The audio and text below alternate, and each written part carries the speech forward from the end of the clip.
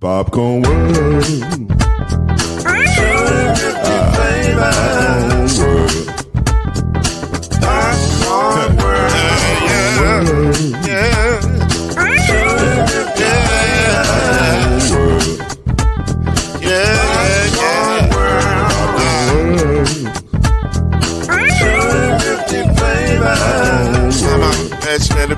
Popcorn World. Can I make you move now? Yes, I can. So you can get this move in the back of a can. You can make it round the world when the holes in your hand. Popcorn World. 250 flavors gonna make you smile. 250 flavors gonna make you smile. 250 flavors gonna make you smile. I said popcorn make you smile. Ah. Popcorn World. Popcorn World. Popcorn World. It's a popcorn world. It's a popcorn world.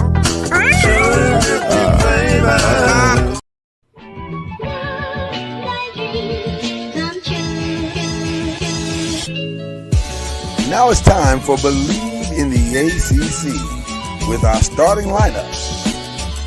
From Florida State, number 17, Charlie Ward. From Morehead State University, number 50, Lloyd Stan. And from Murray State University, number 2, Kendrick Haskett. Get ready for the best sports show about the ACC in all the land. Believe in the ACC starts now.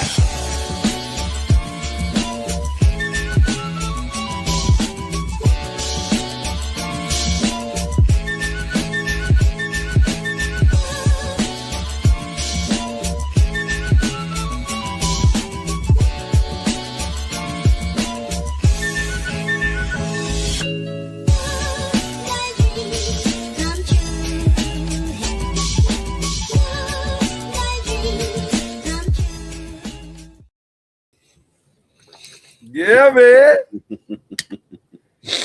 That's what you do. This is actually my birthday gift to myself. Is kicking it with my boy on the podcast that I love so much, Believe in the ACC. That's my gift to me. And it's my gift to you as well.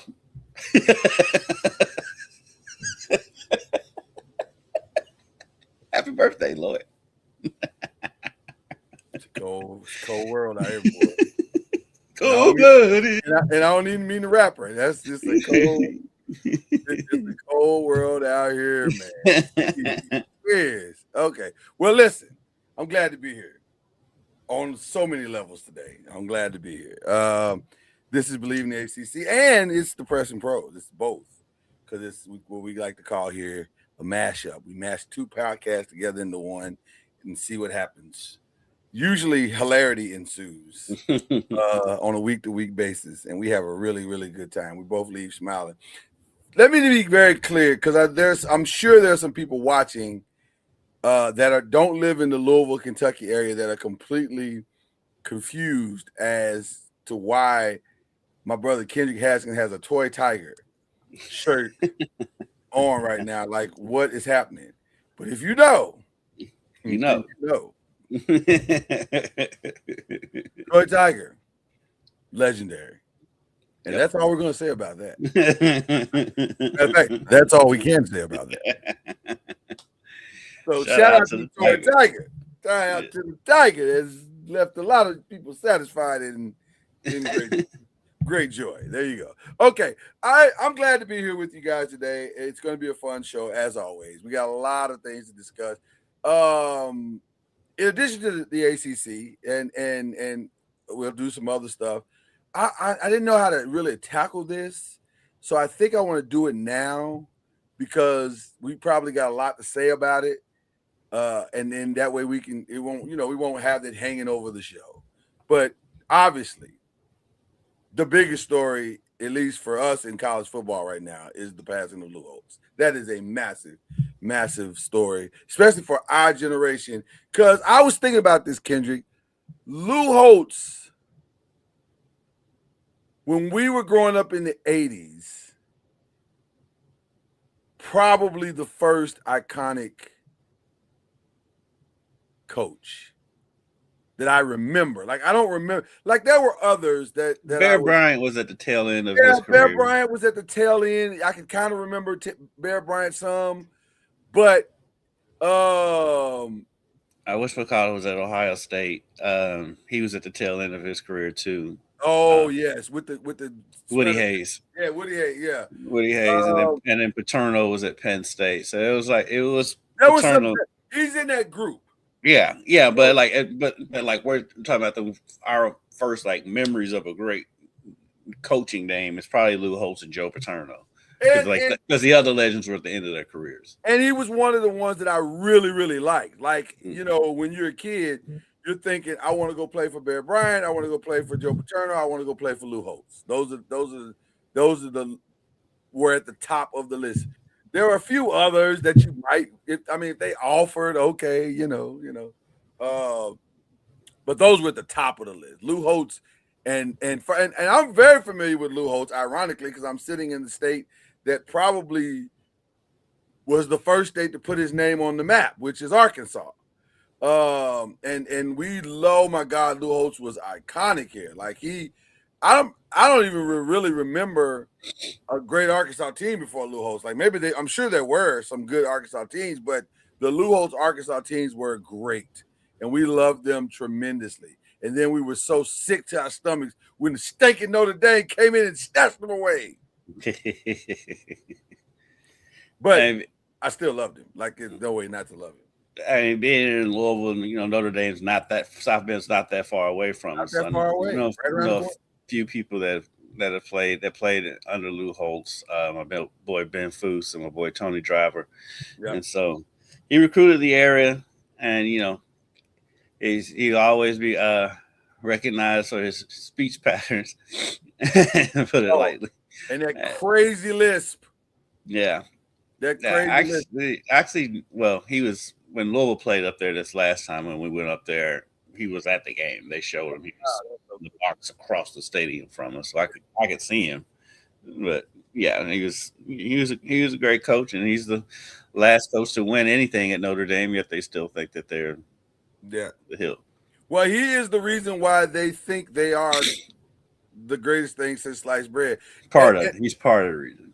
He's a big reason. Well, Rockney probably has a little bit more. I guess Newt Rockney. Yeah, but none of us, we don't remember no Newt Rockney. Like that, They have, a lot of them don't even remember Lou Holtz, but they still act like they. Touche. It takes, and I've already got the button ready because I know it's going to happen once I say this. It takes my boy Rocket Ismail first of all, shout out to Rocket Ismail, who has a spot on Lou Holtz impersonation. Like you got to hear it. It's. I was like, that's scary that you have that down so well. But yeah, it takes him to talk about those locker room moments and his motivational style and his coaching style. He was just a dude. He was a guy. He was the blueprint for a lot of other coaches. Didn't win as many championships as you might think. I think he only won. He only won the one. Yeah, he won the one. He had Tim Brown. Yeah, but also, they were always in contention. They were always in contention. Those teams were always good, especially the Notre Dame, Arkansas team. Now the South Carolina team, yeah, they was all right.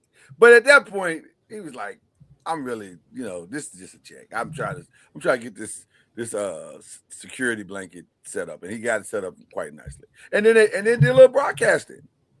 Yeah. A little analyzing. He's the rare person who looked the same age our whole lives. I don't think he's never not been old. Right. Like he was like old Morgan Freeman. Time. Like it's weird. Yeah. He's got him and Morgan Freeman and Al Pacino. Well, no, Al Pacino, there was like a half a second where Al Pacino was young. Yeah, you look at Scarface and then The Godfather. Yeah, he looked young there, but then that lasted like an hour and a half, and then it was over. But nothing. Lou Holtz, man, an iconic figure. The kids don't know. That's why you have the Google machine.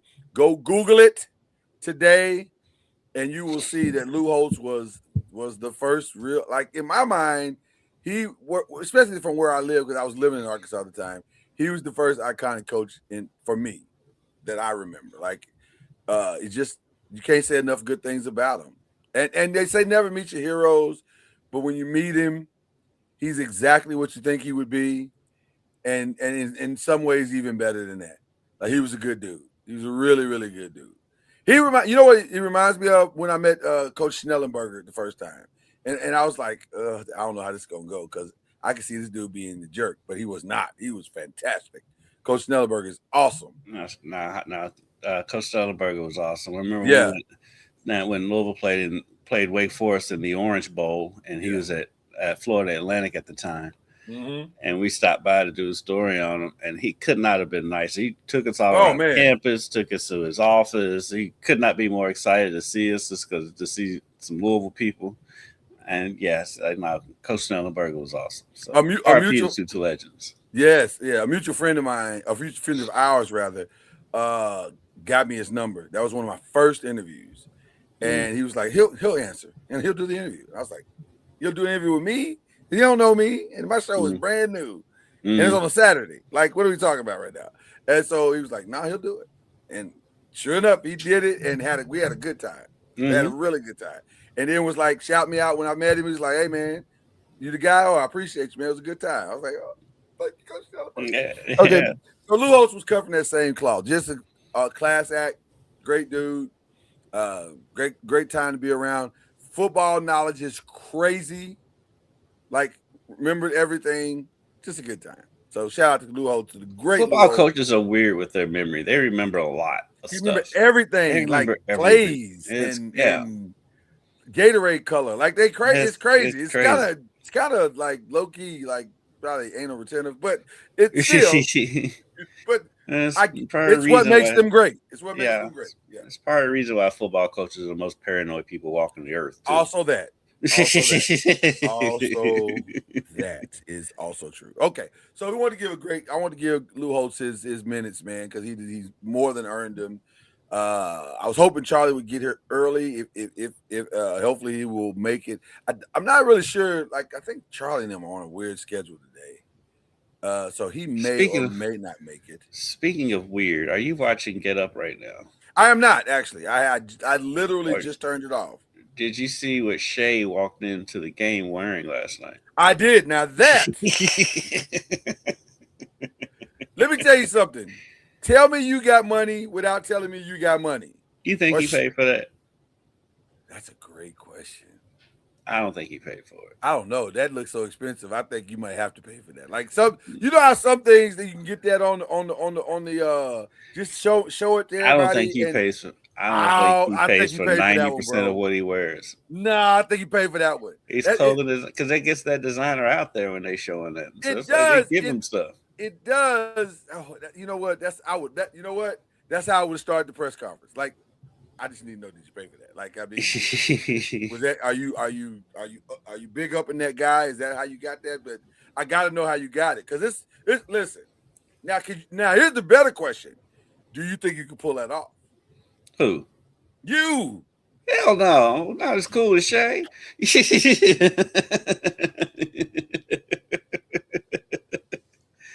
He's called Shea Butter for a reason. Nah, you know what's wild about Shea? One of one.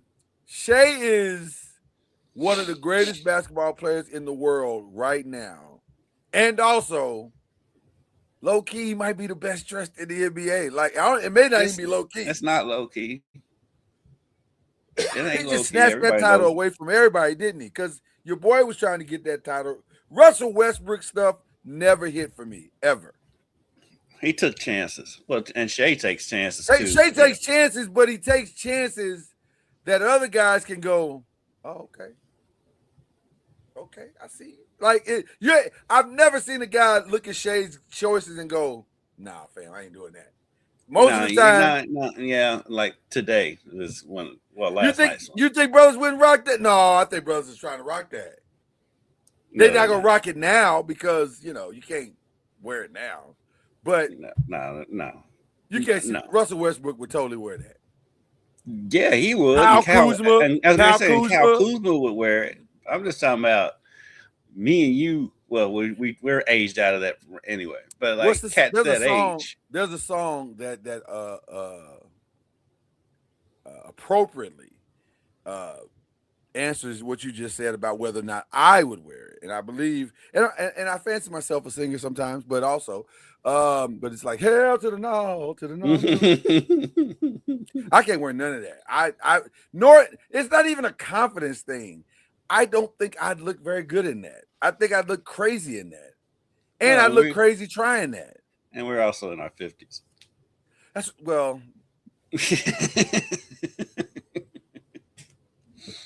But listen, most pimps are in their 50s.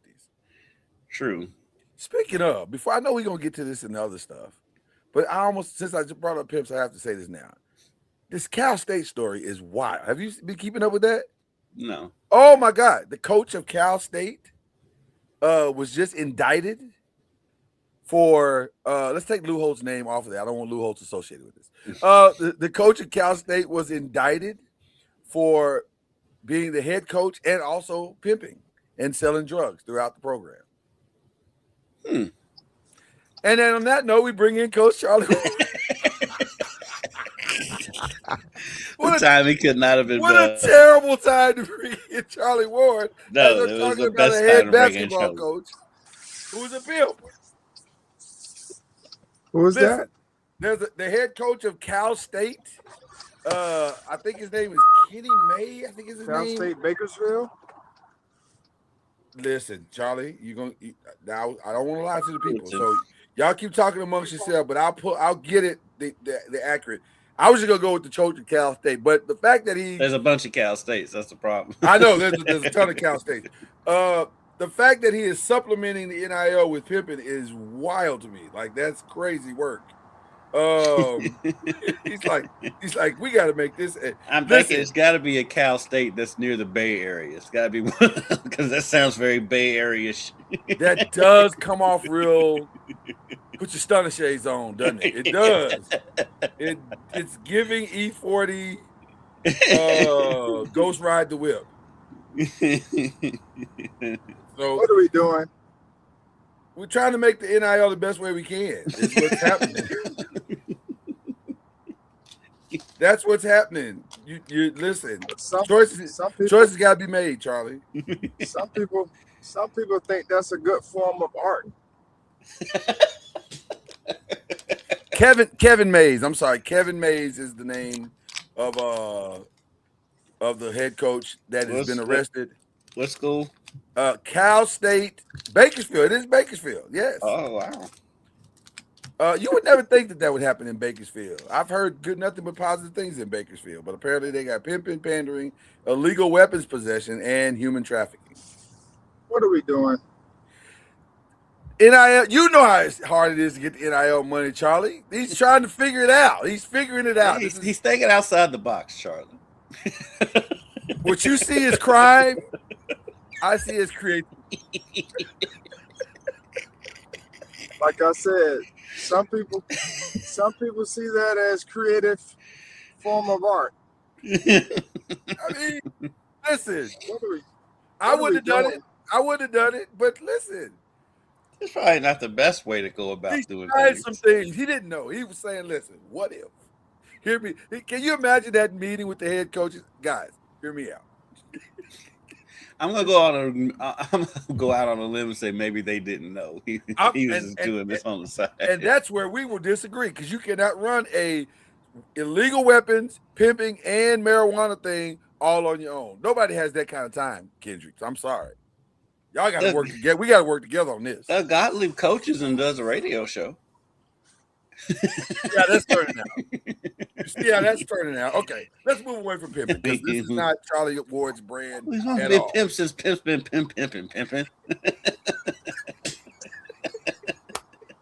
Okay.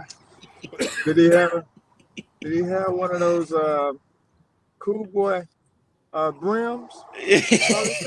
He probably is wearing the Shea Gilgeous Alexander coat as we speak. That's how this whole conversation came up, Charlie. It was just talking about Shea Gilgeous-Alexander's coat from last night. Oh, Shea looked good. I'm not gonna say that. And also, I would never wear that. It looked good for him, though. Give the man some credit, Kendrick. Jesus. I love Shea. That's what New York does to you. Apparently, that's what Oklahoma does to you because Shea's liable to wear that anywhere. But yeah, he brought out his best one. He brought out his best one for New York. He don't wear that. He probably don't wear that tight. But these guys today, man. I mean, not these guys, but in this day and time, you may see anything. Mm-hmm. That's the truth. Now that is very, very true. He's out here. He's taking risks. He's taking chances. I'll tell you, he's not paying for none of that stuff. I don't see. That's where Kendrick and I diverge on this one because he pays for stuff that he wears around every day, but the stuff he's wearing walking into the arena for people to, when they show them walking in, clothing designers are eating that up. That's free advertisement. So yeah, they'll give him that stuff. I think he might have had to pay for that one. I don't know that because let me tell you why. Only reason I say he paid for it is because that coat feels one of one. Like you're probably not gonna see other guys wearing it, and so the designer probably can't. That's runway stuff. You don't see that stuff out in public. You just see it on the runways. Yeah, especially you're not gonna see it out in public. That's true. Because in New York, there are a lot of, of course, designers and different people, and so he may have gone to one of those places to get something. Yep. Craziest coat you've seen a teammate wear that you can remember, Charlie? Anthony Mason had some crazy ones. With, I can see that. He had fur coats with his number printed on the back of his fur coat. Fur coats with his number printed on the back of the fur coat. I am, Charlie's laughing now. I'm gonna need somebody right now. There's Shay's coat right there. That was his coat? Yeah, that's what he wore to the game last night. Listen, and Lloyd's trying to convince me that he bought that. Sometimes I guarantee he bought it. I guarantee he bought it. Well, I hope it was cold. Are they still going through the New York in March, so it's probably cold up there. But when you're only wearing it from the bus to the locker room, then it's probably not that bad anyway, because he didn't buy it. I'm trying to find this Anthony Mason coat right now, by the way. I remember Terrence Williams, God bless his soul. He's still alive, but he's in prison. His freshman year, that's how we started the story. He's still alive, but he's in prison. No, Terrence Williams. That's the Terrence Williams story. No good thing can come out of this story when we're starting there. Well, no, it's just talking about fashion. Okay, let's keep going. His freshman year, U of L had some kind of weird tournament going on where they played the first game and then there was another game after it. And he comes out to watch the game with his white sports coat with his face airbrushed on the back of it. Okay, there it is.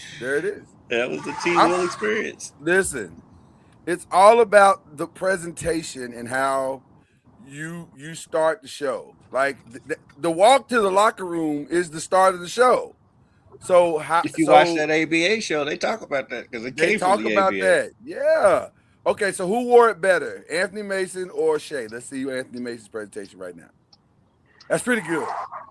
I'm not gonna hold you. That's pretty good. It's very New York because he's got the coat, but also he's got the hoodie. So he's giving you a little bit of Borough, but also a little Madison Square Garden. I like it. Charlie, are you feeling Anthony Mason? Now don't crash to see this picture, but I saw it.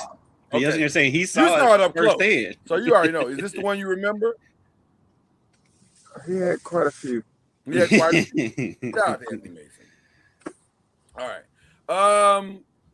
But that's New York. That's New York at its finest. Okay, let's get into some. Before we get into the rest of the show, Charlie, Lou Holtz, what are your thoughts? You got a chance to play against the man. What are your thoughts? Yeah, I mean, he's very similar to Coach Bowden. You know, he made an impact on a lot of people, and was, you know, I got an opportunity, as you mentioned, to play against him, and so it was just very, you know, I was grateful for the opportunity that was presented. To play against him, and you know, unfortunate for him and his family during this time. Unfortunate for him, but during this time of mourning, you know, you remember all the great things that he's about, and we remember him for. And so I was just grateful that I had an opportunity to be a part of those memories, because we had a great battle, especially senior year. We didn't come out on top, but you know, it was great for us to be able to be a part of his legacy. That's what's up, man. Next time you see Rocket, ask him to do the Lou Holtz impersonation. It's as good as it gets. It's as good as it gets. I think he may have did it when he came on with us. I feel like he did, but yeah, because he's got the lisp and everything. That's what makes it crazy. Like, you got the whole thing. Like, you really studied the man. So there you go. Well, listen, rest in peace to a great coach, great man, and just like I said, an icon of the sport. We've definitely come. Lou Holtz could never pull off the Shea or Anthony Mason fur coat. I want to make very clear. could never pull that out. All right, let's get to the standings, man. Men's basketball, we got Duke still at number 1, Virginia number 13, and North Carolina at 17, which that could all change this weekend. You never know. That rivalry does some crazy things this weekend, though. If history remains it's the way that it has always remained, Duke will absolutely win this game this weekend. Interestingly enough, the two teams that are out right now, Louisville is out, but they're like right on the line of out, and then Clemson is out. And Louisville might actually get back in if they can close out against Miami this weekend. But they did get a big win against Syracuse, and so that's going to help. A very dominant win, actually, without Mikael Brown, which makes it even better, I think, in some aspects. So that was said more about Syracuse than it did about U of L. Well, listen, you know, Syracuse is a very peculiar team, because I watched that game, and in the first half they played very hard, and it meant nothing. Like, they kept slipping behind the whole time, but they were playing hard. So I was like, well, they're giving a lot of effort. It's just not producing any points, but they're giving a lot of effort. So I was kind of impressed by that a little bit. I don't know. They got a new coach, right? Still. Red, I think Red's been there. Is this his second year or third year? His second year. Okay, so maybe he's still trying to iron it all out. It takes time. Shout out to Charlie Seminoles getting a 1-point win on the road last night at Pitt. Oh, nice. Okay. That was kind of deceiving at one point. But yeah, they were up pretty big. Well, not big, but they were up most of the game. Oh, okay, gotcha. But they were up big. It was like 20 something, 24 or something. Oh wow! Right, I knew they were up double figures a lot. Started the second half. It just slipped away, like literally slipped away. Yeah, they went on a drought, and Pittsburgh, it was like a 16-2 run or something. Wow. Well, that's not good.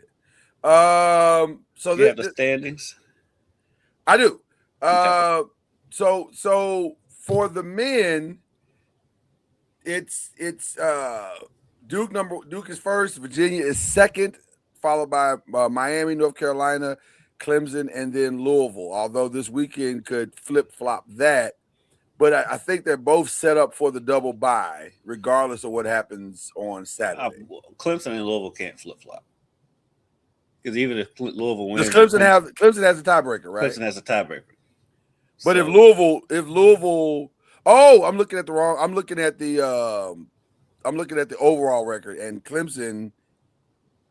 No, They have the exact same. they have the overall exact same record. So you're right. You're absolutely But right. Clemson has one less loss right now in the conference, and even if they do lose and Louisville wins on Saturday, Clemson has the tiebreaker because they have the same record. So it's set. That's pretty much set. The only thing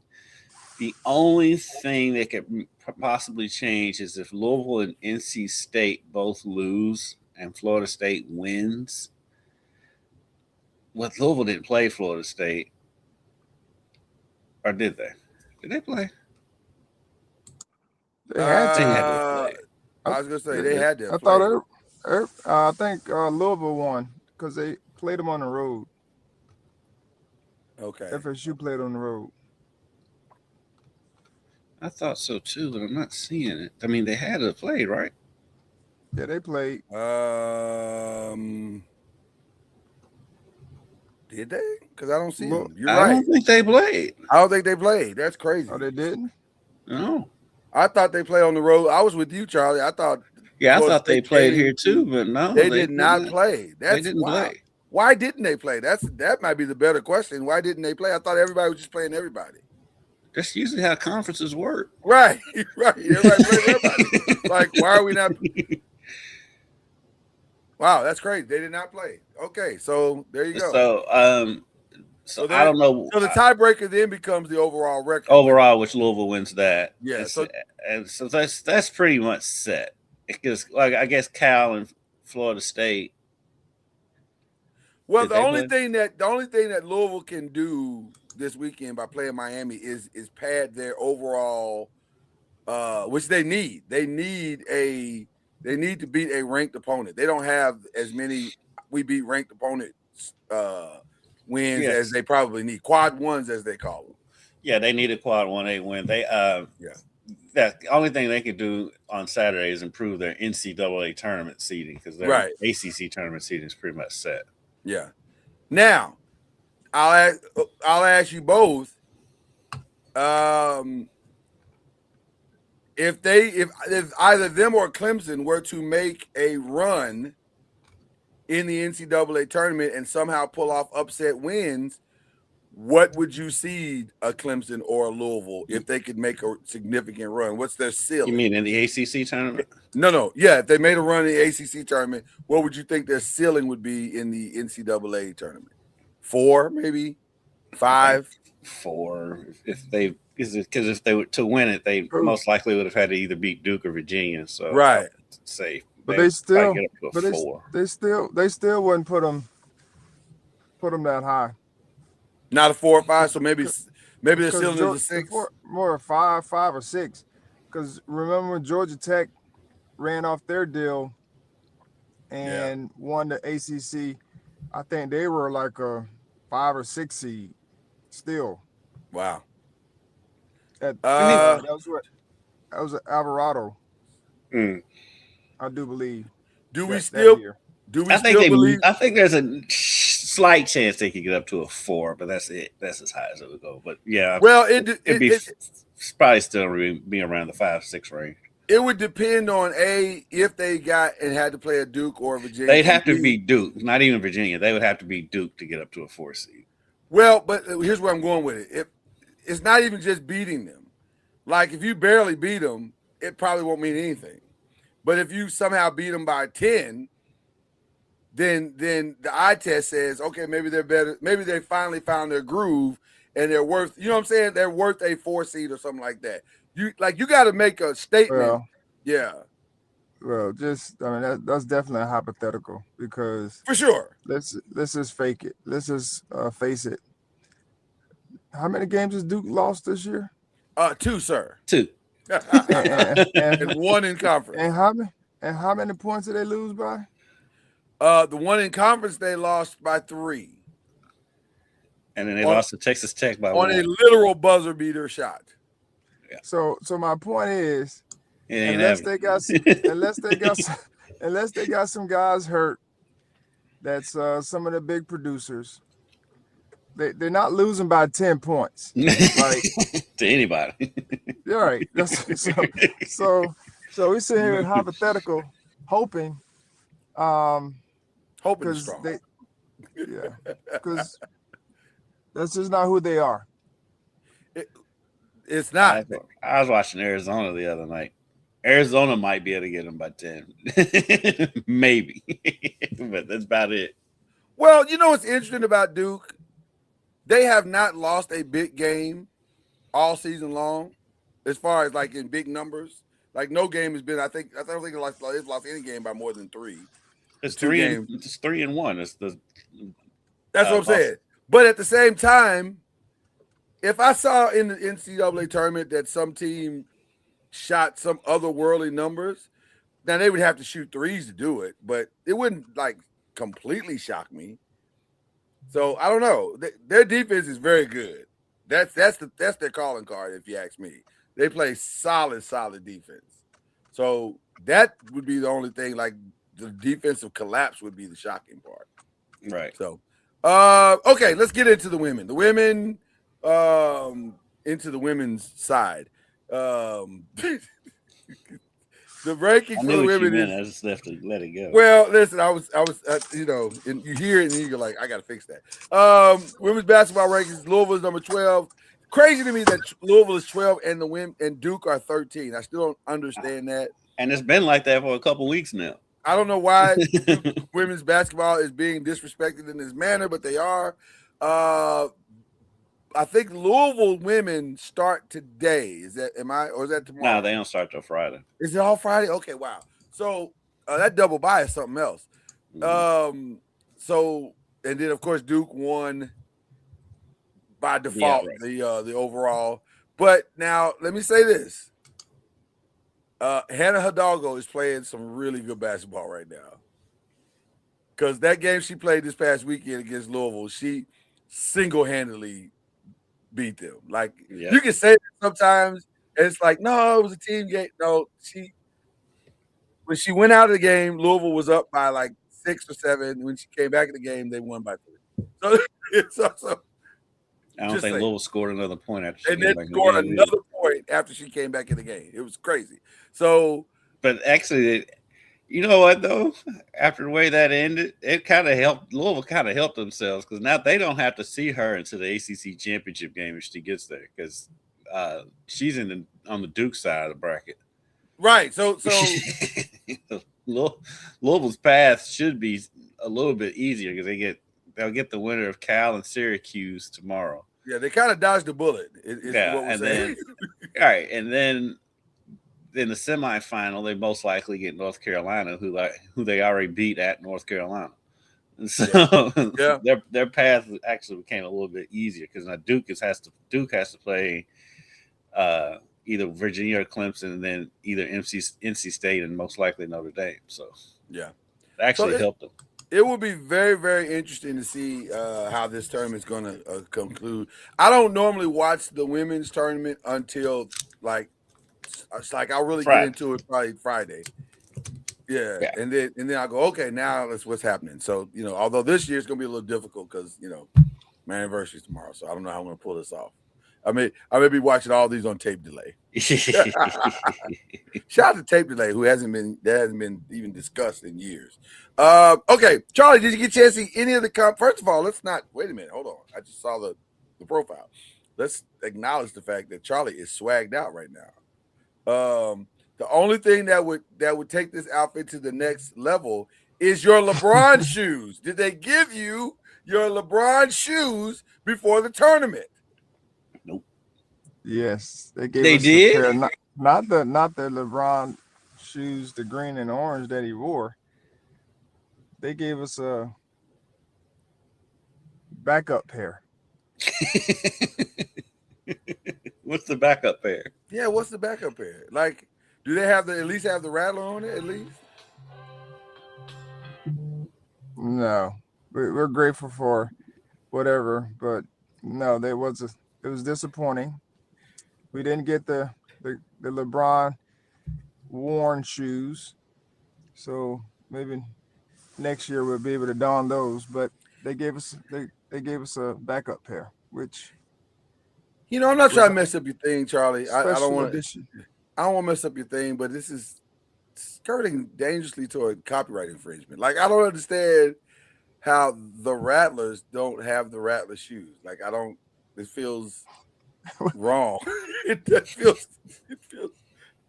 LeBron, it feels wrong. Is what I'm saying to you. It feels wrong that you're wearing the shoes of the very team that is the Rattlers. I don't understand how this is working, but okay. We have room. We have room for improvement.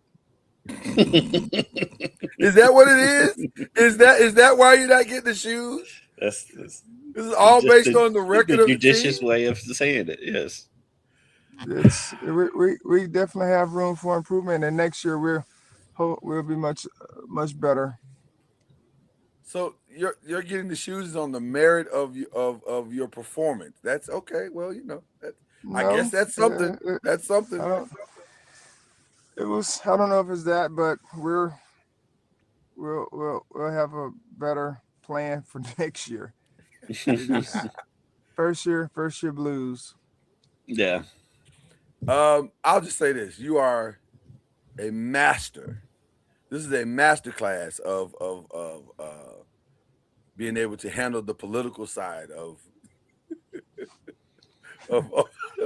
of these things. I am impressed beyond measure. So we'll leave it at that because I don't want y'all to get in any trouble. I need him to get these shoes at some point. Let's get into the combine. Because the ACC had a good weekend at the combine. Ruben Bay, in my mind, still is the guy, though the kid from Texas Tech had a good day. And then also the other kid from Ohio State had a good day. Arvell, I think is his name. Yeah. Sonny Styles. Sonny Styles had a phenomenal day. Yeah. Yeah, Sonny Styles had a phenomenal day. I still say though, the tape don't lie. Like the tape doesn't lie though. Ruben is a guy, and I just. Did they come up with some stuff talking about his arms are too short or something like that? Maybe to box with God, but not to play edge rusher. Like not to play edge rusher. He's perfectly built to play edge rusher. Maybe to box with God, I'd give you that, but he's gonna be fine. The narrative that it's interesting. We asked our guy, shout out to our guy from the 5 and a former scout for the Indianapolis coach Byron Lusby. I asked him. I said, "Hey, what's the most important thing to a franchise like the one you served for 20 plus years? Is it the combine? Or do you even care?" He said, "I'll be honest with you. We've already got our draft board set. We're just looking to make sure that the interviews match up with what we saw on tape." And so he said the most important thing is that they interview extremely well, because that will make or break whether or not what most coaches aren't going to do is allow you to come in and disrupt their culture. And I was like, that makes a lot of sense. So now that might be just a Tony Dungy thing, which is who he served under, because some coaches are like talent over everything. So it just depends. I'm curious to know about our coach. Are you talent over everything, or are you also talent, but it's also got to match the culture? What, Harbaugh? No, Coach Junior. Oh. You already know that. Junior. I already know the answer to that. Yeah. I mean, it is definitely a holistic approach because you need it all. So how would you handle the kid from Kansas? Like, and to be perfectly honest, we really don't even know what that situation is. It's awkward. I'll tell you that. It's awkward because his coach doesn't do him any favors in press conferences. Kansas? Yeah. Darren Peterson? Peterson, yes. Mm-hmm. Oh. Well, like I told you, I mean, he wasn't on the Hoop Summit team for similar reasons. And could he have been on the Hoop Summit team last year? Of course. Right. Because he's one of the top players. Right. But the whole process, they went on the criteria, and it wasn't so much, him, but he and his team kind of pulled them out of that whole deal because they were looking for something that the USA, they're like, we're not going to be a part of that. We got pros that are coming to participate for the country, Right. and they're not looking for compensation or any of that kind of jazz. And so he got pulled from the USAB program. And I say I don't know if it's him or his team, whomever it be. They all go together, and he wasn't there. And now you hear all these rumblings about him not playing, and we don't really know. But if the coach is saying something or bringing it up, and he's hinted to it, there's some accuracy to that fact. And I would rather have a Carlos Boozer or AJ on my team because of their attitude, makeup, people around them. They're what they're all about. I mean, those jokers showing up every single day, and they're Working playing hard. every single day. Yeah. And I'm sure they have injuries. They have all the stuff that everybody else has. And, you don't hear their coach coming out saying certain things about them. Yeah. And so it depends on the person. And, you have some of those guys that are like that and they feel that way, and their group around them feels a certain way, load management and all that. Man, have you seen AJ? I mean, we haven't seen AJ miss a game. I don't know if he I missed don't a think game. he's missed the I don't game think at he's all. missed. I don't think him or Cameron has missed a game. Like them dudes just enjoy playing basketball. Yeah. They're getting paid well for what they're doing, but even if they weren't, I believe they go to the park. They'll just show up and play. Yeah. And those are the type of guys character-wise you want on your team. Talented and willing to do whatever it takes to win, and not worrying about all the other stuff. Yeah. Outside. And those things I guarantee those things will take care of themselves later on. When you just do your part, just go to work, show up and go to work. People see your value at some point.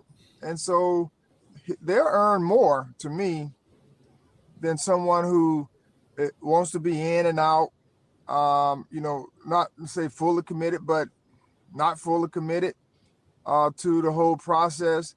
And like I tell my guys, I'm like, man, y'all give some great excuses that I can't dispute. I can't dispute that your ankle is hurting. I can't dispute that you have a sore back. I can't dispute that you're sick. And it's up to you whether you feel like you can go or not. But it's hard for me to say, well, no, your ankle ain't hurting, no, your back ain't hurting. Right, I can't do that. No, you're not sick. And so they'll sit out, like practice, a game, whatever it may be. And I'm like, okay, I can't dispute that. And those are like great excuses, as I call them. and I'm saying, it's up to you whether, it's your integrity on the line as well. Right. And your reputation. Because if this is your go-to throughout, then that's who people are going to see you as. 100%. And there's the X factor right there, Charlie. Again, got to agree with Charlie with everything he said. He's spot on. But also, when people ask me if I'm going to answer honestly, now I'm not going to tear the kid down, but if you ask me, I'd say go back to the tape and you can look and see what his availability was. Right? They say the best ability is availability. It has always served well to be available, and that's a greater that is a greater calling card to your ability than anything else can be. Like, I'm here, I'm ready, I'm competing at a high level, I'm trying to be out there. But when I'm with you, Charlie, when guys are finding reasons not to be there, that's a red flag. And by the way, that's one of the things Byron said. He said, hey, being there is a big plus. Being out on the field, consistent, that's a big plus. And for him, I just wish that if there is some kind of health issue, reason why he can't play or they're pulling him out of games, it probably would be a good idea for them to go ahead and say that. And Put say that that out it there is. right 'Cause now. if you don't say anything, you leave them open to speculation, and then perception becomes reality. And so, if there is a health issue that's keeping him off the floor, then they need to come out and say it, because it's not a good look for him right now. Which is why I was very happy that Mikael did it. Or Michael. I always say Mikael. It's Michael. I got to get it. By the end of the season, I'll have it. It is the end of the season. I know, right? I know. The literal end of the season. Like, as he's walking off the court, I'll be like, oh, it's Michael. But yeah, I just think that's an important thing to get that off the books. And then that way you don't have to worry about it. The kid is hurt, his back is hurting. Now, you can't question that. Now, you may not like that. Some people, they're not questioning it this time when he was out. But when he was out those 8 games earlier, they were questioning it. Well, I'm not saying you're going to like his excuse. That's what Charlie's saying. You may not like the excuse, and you may not even believe the excuse, but he's giving you what the reasons is. And either you're going to believe that or you're not. So, And Michael had back problems going back to high school. So. Yeah. Charlie, I want to go back to the combine for just a second. I don't know how we got back to basketball, but we did, and now we're coming back to combine. That's on the quarterback side. There were a couple of people that threw. I think Carson Beck did throw. They definitely graded him, but he did throw. How hard is it to go throw to people you've never thrown before in that situation? How hard would it be? I guess is the better question. Yeah, I don't have any not very minimal experience with it. But I'm sure it's tough, because if you're a certain type of quarterback where you're needing to anticipate throws, it does help to know when the guy may be coming out of his break, or judging the speed of the receiver on deep throws. But that also goes back to, if you can do that, it shows that you have a good rhythm, you have a good understanding of touch. All those things are positives if you can hit your targets. But you more than likely will wait till they come out of the break to hit them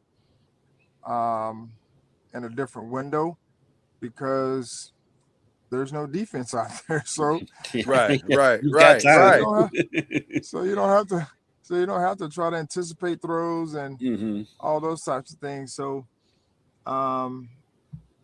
so that, to me, that would show an understanding of your personnel.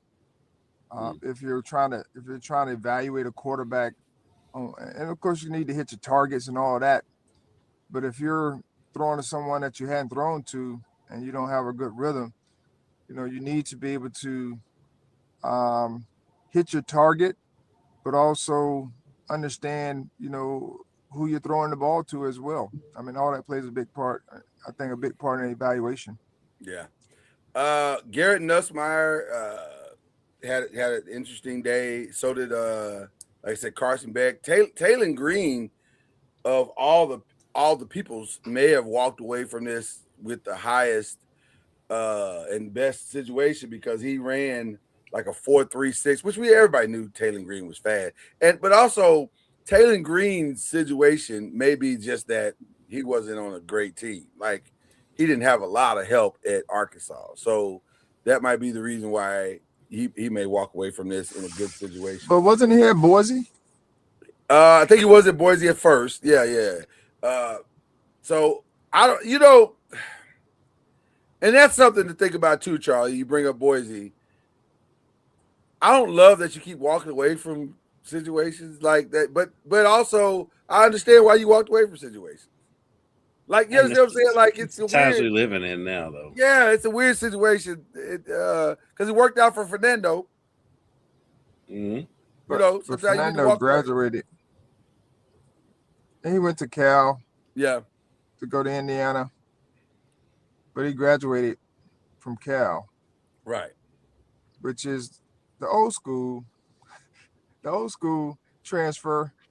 When you could transfer, you had to graduate first. Right. Like there's some academic, at least there's some academic, interest. Right. Like, I wonder with some of these guys, like, they go to a different school every year. Yeah. What are they graduating with? Or do they graduate? They probably graduate. If they graduate, most of them will probably graduate in with I'm really about to date myself now. It seemed like back in the day, everybody graduated with a criminology degree. I don't know why that was. I don't know why all these guys were going into criminology, but it seemed like all of them were graduating with criminology. I'm like, where are all these police officers, athletes that are out here, making the streets safe or something? But I don't know what they graduate with now. I have no idea, other than a general ed degree. And it's interdisciplinary studies. I was thinking that interdisciplinary studies. Going into the running back, Jeremiah Love and Jadarian Price did themselves some favors with their 40 times. Jeremiah Love running a 4.36. His backfield mate ran a 4.49. But I don't think Jeremiah Love did anything to improve or hurt himself. Like, you knew Jeremiah Love was the top running back going into this combine, and nothing changed that. I think he may have solidified himself in the first round. I think he may have solidified himself in the top 5. Like, if he's there, you have to take him. Like, I don't know. Well, unless you already have a Jeremiah Love on your team, which very few teams do, I think you got to, like, the Raiders aren't going to take him because they have Ashton Genty. So there's that. And I think the Jets aren't going to take him because of Breece Hall. I think Ashton Genty is going to be the cautionary tale for these teams that, even though he had a decent season, I think he had a pretty good season for a rookie, and considering how bad the Raiders are. But I don't know if that's his fault though. Like, he didn't do anything. I mean, but still, if you're a bad team, going out and getting a running back is not going to be the solution. It's not 100%, especially in the first round when you can get running backs all throughout the draft. And by the way, I'll throw this out to both of you, because we've been talking about it all week on the other show. I don't know if you're the Raiders why you would take Fernando Mendoza.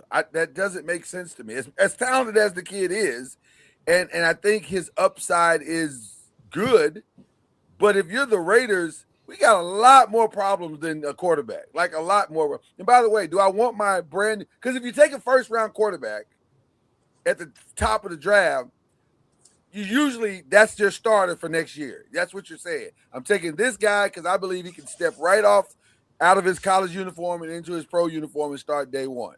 Usually, that's how that works. But that's probably not true with Fernando Mendoza. So if it's not true, then why do it? Like, I don't understand why you wouldn't just trade that pick away and go get a haul for that, and then go try to get a Malik Willis or a Mac Jones, or I guess a Kyler Murray now that he's going to be available, or Tua or somebody that can. Because I wouldn't want my guy running for his life for the next 2 years, which is what he'll be doing in the Raiders uniform. But I digress to both of you. I can see. I mean, well, with the way the rookie's contract and scale is set, like, right. if you decide that in 3 years he's not the way you want to go, you can just get rid of him. Right. So That's why you draft a rookie. But now you're the Vikings.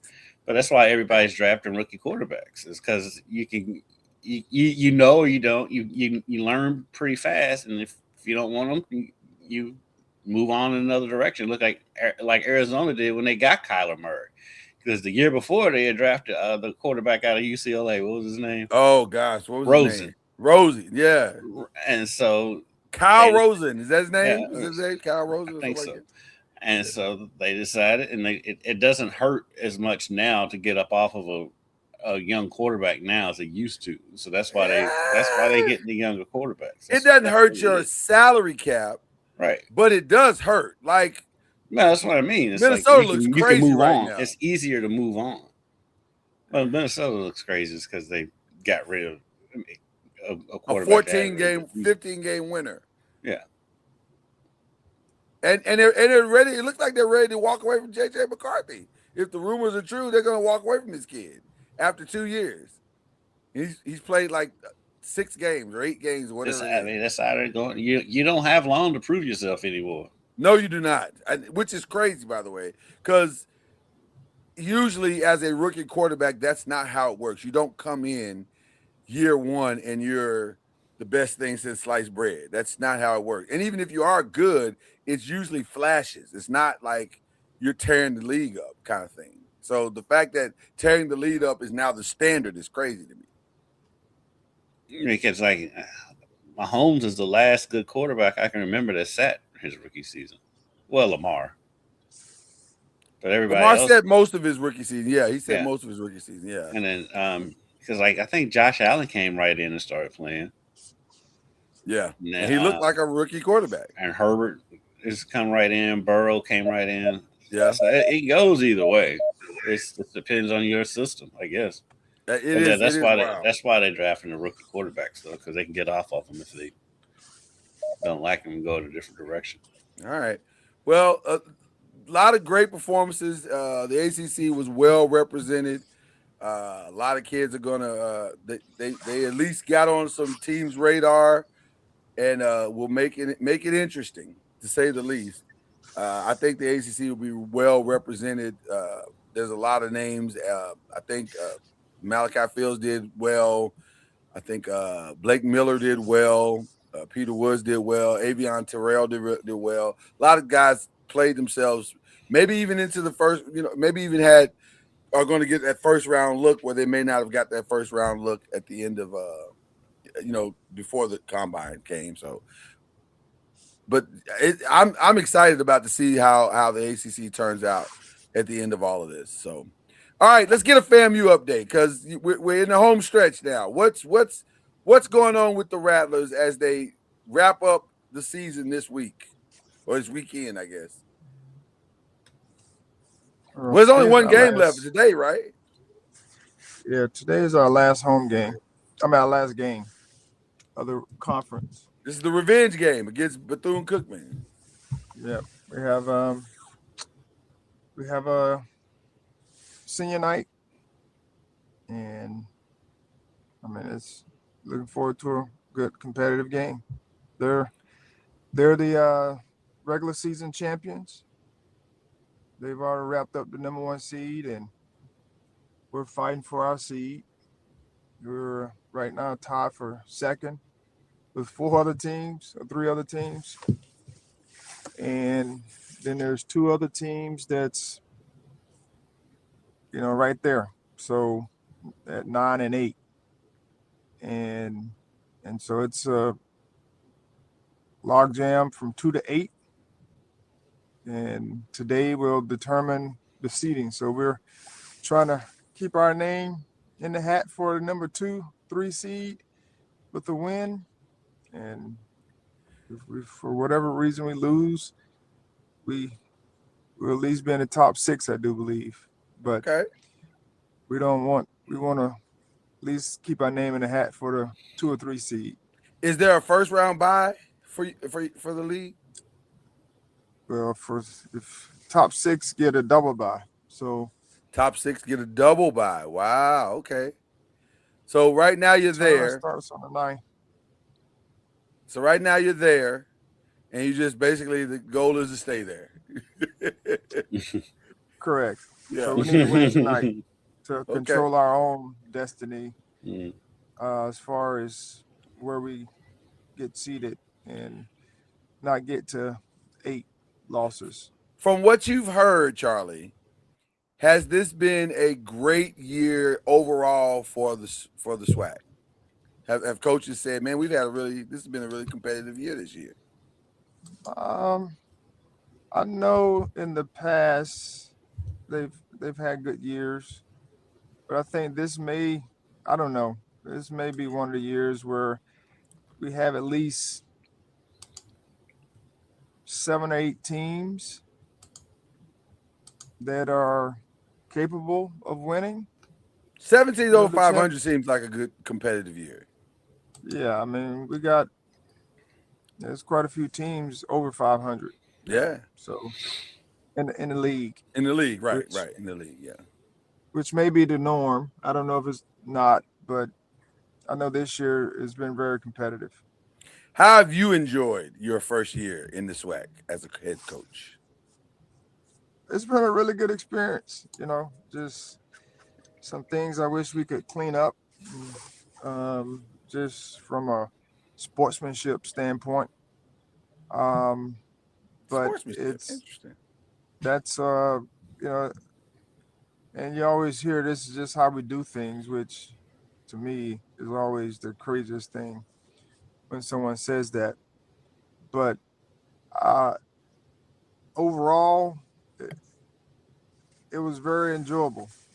Just getting a chance to go to some different cities, see different campuses, see how others are living, where they're living, as far as college standpoint Mm. from sports, Yeah, and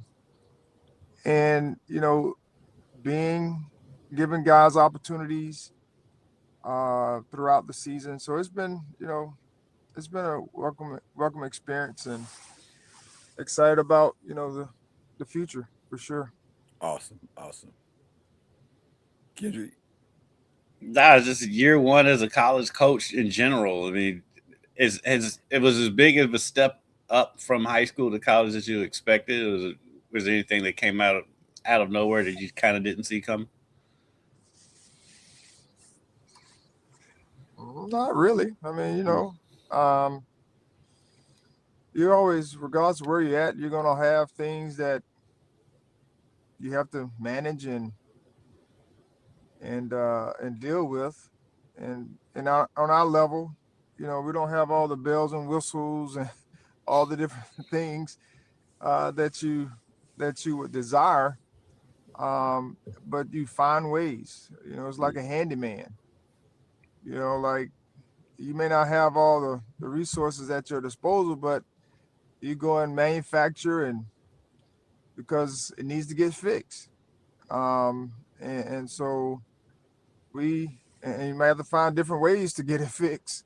right? So that's kind of how we worked and work, and we're working to improve. Where we are this year, and it doesn't hurt to have some success, because it gives people excited about what we're doing, and how we're working towards it, and of course people want to get behind um, positivity.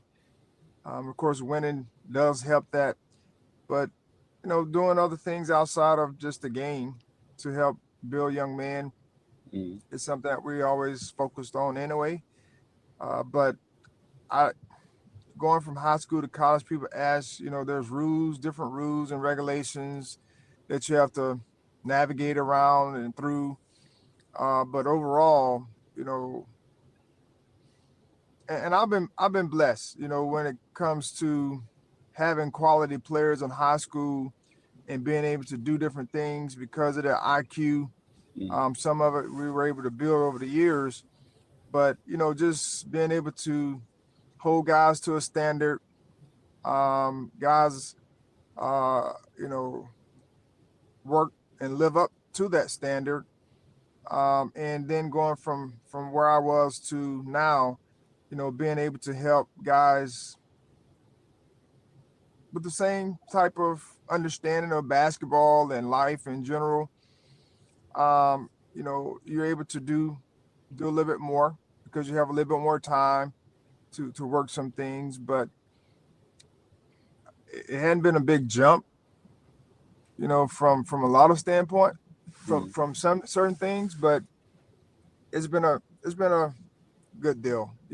Having coaches that are the biggest jump has been having coaches that you can, you know, give tasks to and let them run with it, because that's their job, their full time job. Right, right, Um, right. as opposed to high school where most of your coaches either volunteers Right. or they were teachers, Mm. and so they don't have time during the day because they're teaching class and you're having to do a lot more. So that's been a welcome uh, addition and experience as well. Nice. Charlie Ward, the coach of FAMU. It was a rumor, then it became a reality. Now he's running with it. It's that was very difficult, by the way. That was to put all those Nice. R's Nice together. going to see the I was president. gonna say that. So And again, now he's going to see the president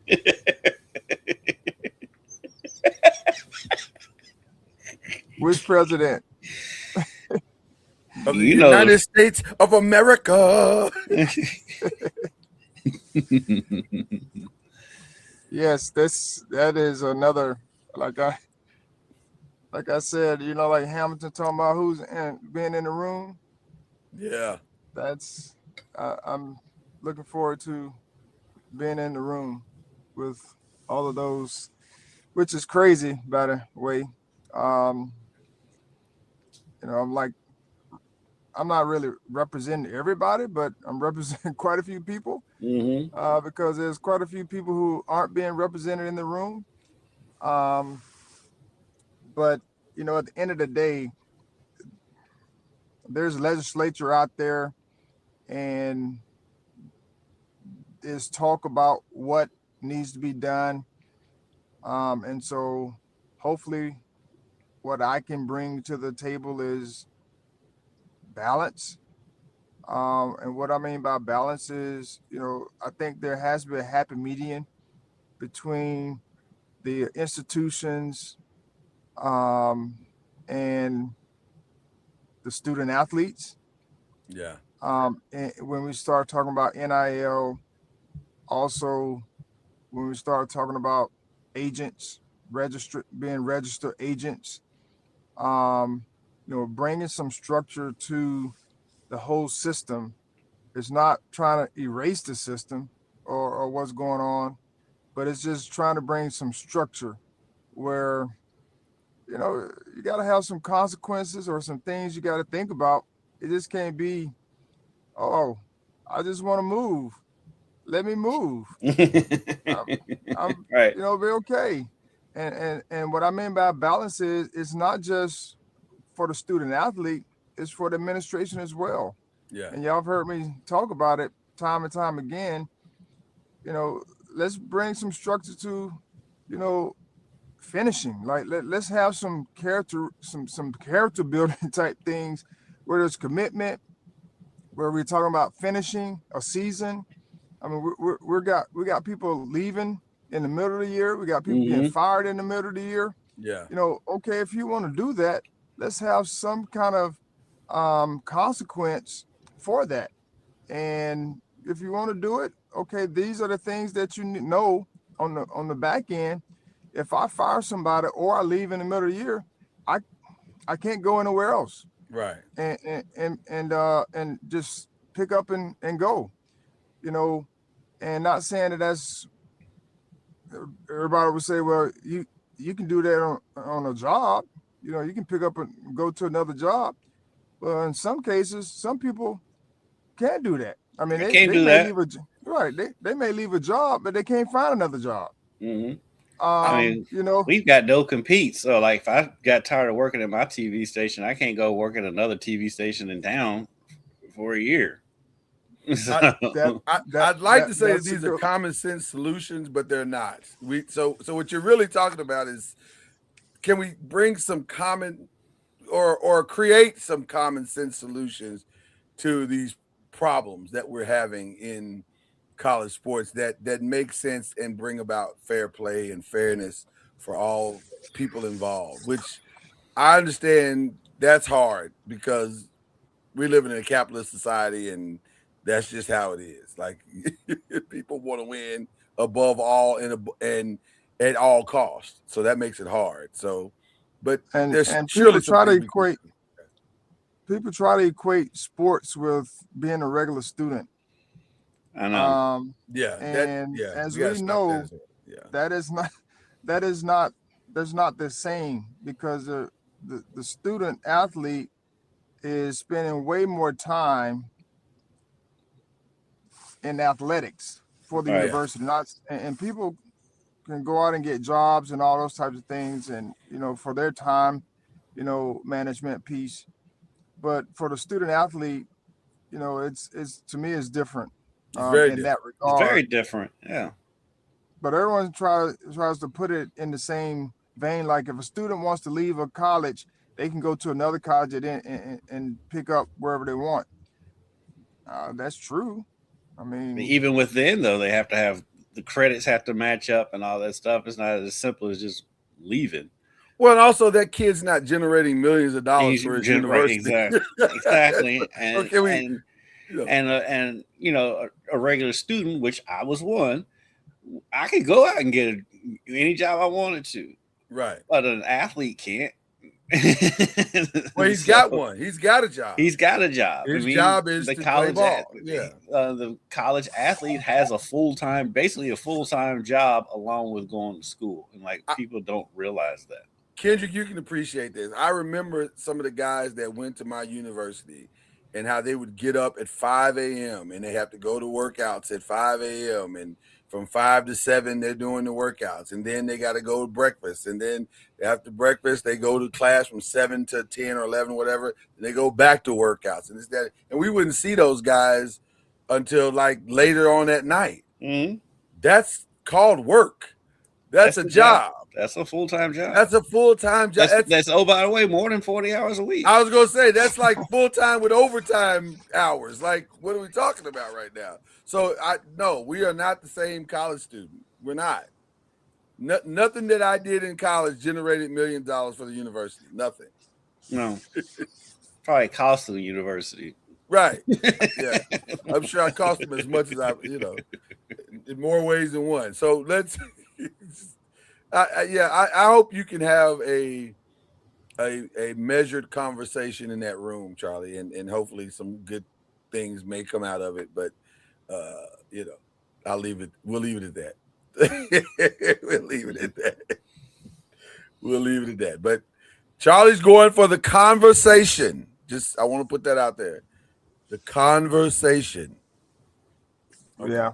I mean, it's too many. It's gonna be too many people in the room for. I mean, it's just more. It's a round table anyway. Yeah. But this is kind of just to throw some thoughts out there, ideas, and see what sticks. I'm sure they have a plan of action already. We're just trying to give a little bit more. If there's something we may have missed in those plans that they currently have, because they're. I mean, when you have SWAC, and but when we have commissioners in the room and presidents and all different types of people that are in the mix, people have their own ideas on what it should look like. Hopefully, we have some representation from the student athletes, as well at that table. I'm not sure hopefully they were invited. Because there are some student athletes that are very well spoken and well thought out ideas, and I think that's something that should be taken into account because they're part of the plan. They're in the mix, and for the longest time the students haven't been in the mix, and that's where some of this is falling on deaf ears. But I know they have student advisory committees and all these different on campuses, and so I think it'd be very beneficial to have some of them in the room talking about their experience as well moving forward, because college and pro, even though they have some similar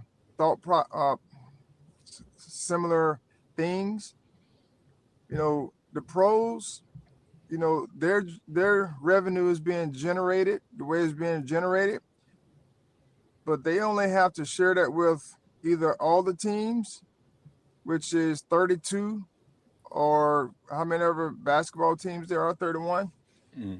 But in college, all the proceeds, that the revenue that's being generated is being generated by mainly 2 or 3 sports. Right. And if you have 14, 15, 16, 17 sports, those two are having now to supplement all those other sports to offset.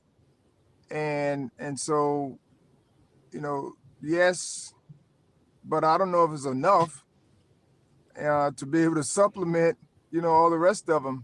But it's just it's something that they have to think about as well when we talk about college sports and paying, athletes, and that's why collectives are important. NIL should be NIL, and only a few people can get that NIL because they're the ones who can generate. Like you talk about, millions of dollars. Most times it's going to be the quarterback, or some top name player, and that's no different than any other sport. Yeah.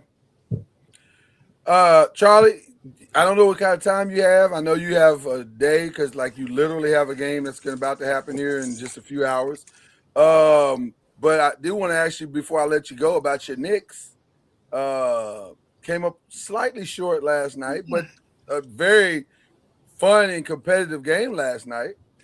What are your thoughts on what actually happened on some questionable calls in that game? Very questionable if you go back and look at some of the tape. But what are your thoughts? I don't know if you got a chance to even see the game, but what are your thoughts on your Knicks competing against the Thunder? And do you still see them as a contender in this year's NBA playoff or push here going on? Yeah, I mean they'll be in the mix when it's at the end of the day. And I did get a chance to watch, I think, second half for the most part of the game. And yeah, there were some. I'm just, as a coach, as a player, all you ask for is for the referees to be consistent. Yeah. And where they call things, and sometimes it's just not consistent. No. And it's very frustrating. And I'm like, y'all let one thing go on one end, and then the other end, you get touch foul, or you get touch, or you don't touch them at all.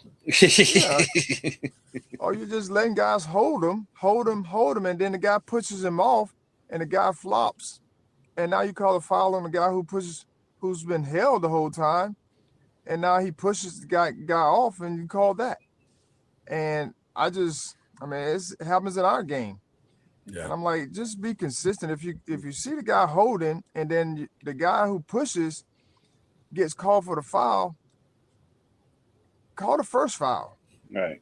Don't call the reaction. Call the first foul. Well, coach, I didn't see him holding. You saw him with his hand around his waist, or around the shoulder. What do you mean he wasn't holding?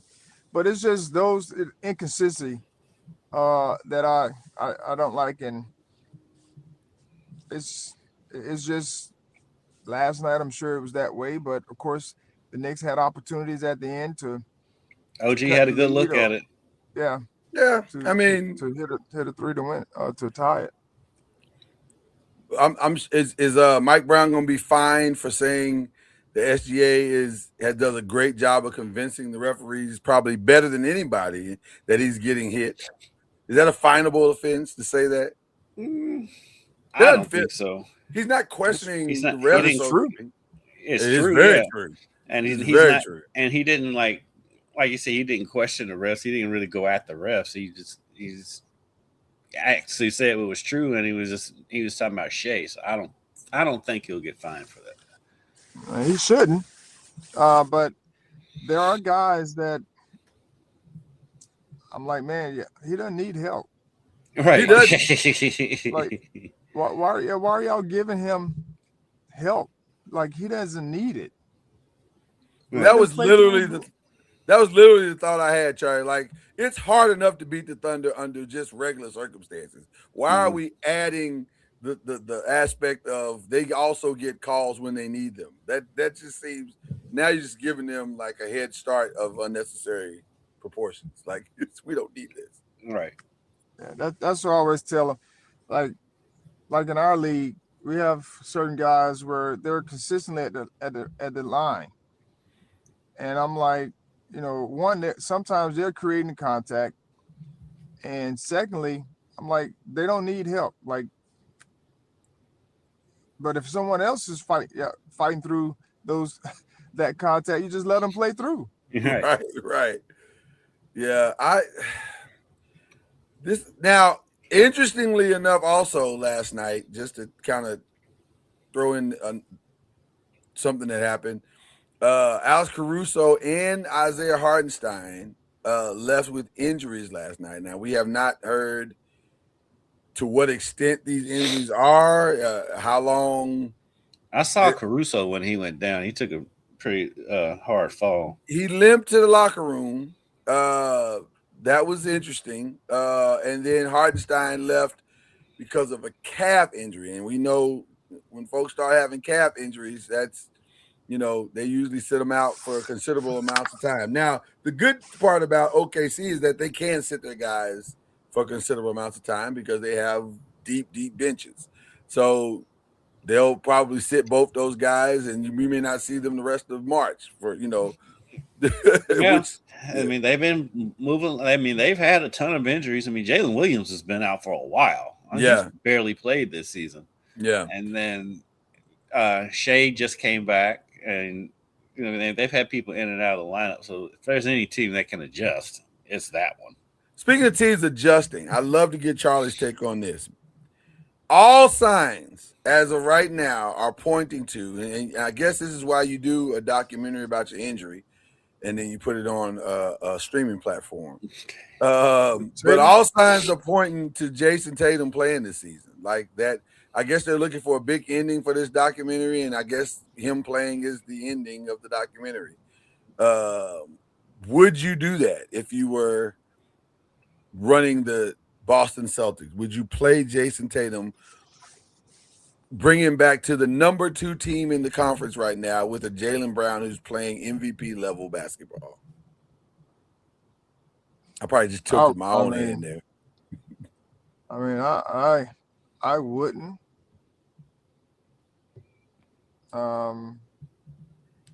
Just because he's been out all year, and and where they are chemistry wise, and how can he help like them progress towards their goal of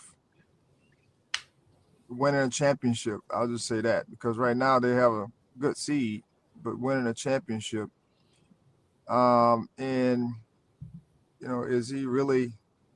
I'm sure he's healthy at this point because of just the way technology and science and everything has advanced certain things.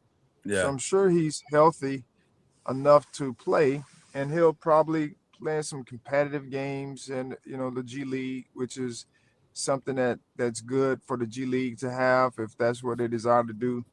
Mm-hmm. And he'll be on a minutes restriction and all those different types of things. So I wouldn't. I mean, I don't know how he's feeling, but I wouldn't. But it's games like last night that mess up the thought process. When you go, when Charlotte comes into your building and beats you by 29. And it blew you out the whole game. Right, blows you out the whole game. So now you're thinking, well, we don't want to start slipping. And like, you're not slipping. You're number 2. At worst, you're probably going to finish number 4 if you drop it all. So why? I don't understand the whole thing other than you need content for your thing. But you know what would be even better ending? I'm going to go out on a limb and say the Celtics don't care about that documentary. They're not bringing him back for the documentary. You say that, bro. And it was that thing I aired on, what, Tubi? I don't even know what. Yeah, I'm not even sure where it's playing at. I don't even know where it's playing at. But you say that, but man, it's just the noise is way loud with this. It's louder than you would think that it should be. Well, considering fans are going to want him back because he's Jason Tatum. But I'm with Charlie. I personally, we've been talking about it for a couple of weeks. I just plan on the season. Just do what you can do with the roster you have this season and bring him back fully. Because I'm thinking more about his long-term health. Yes. And rushing back for what? I mean, they're not going to beat the Thunder, regardless if he's there or not. So, right. So I would punt this season, which was the goal, which they originally were doing, and then that's right. They surprised themselves by being number 2 seed. Just bring him back next year when he is going to be 100% healthy, and go from there. Because I just think it's too much of a risk long term to bring him back now.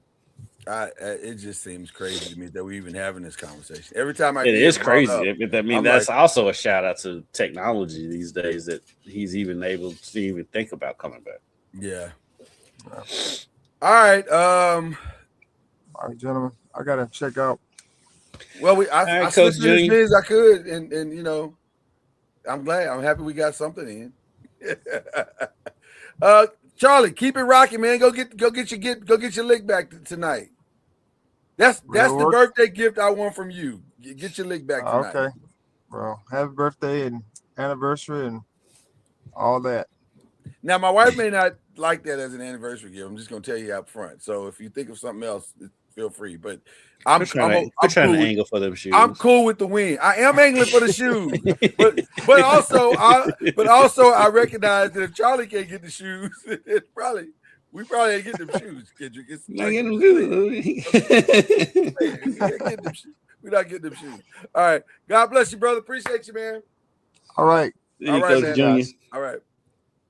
I'm just saying, Charlie can't get them shoes. We ain't getting them shoes. We ain't getting them shoes. Let it go. Let it go.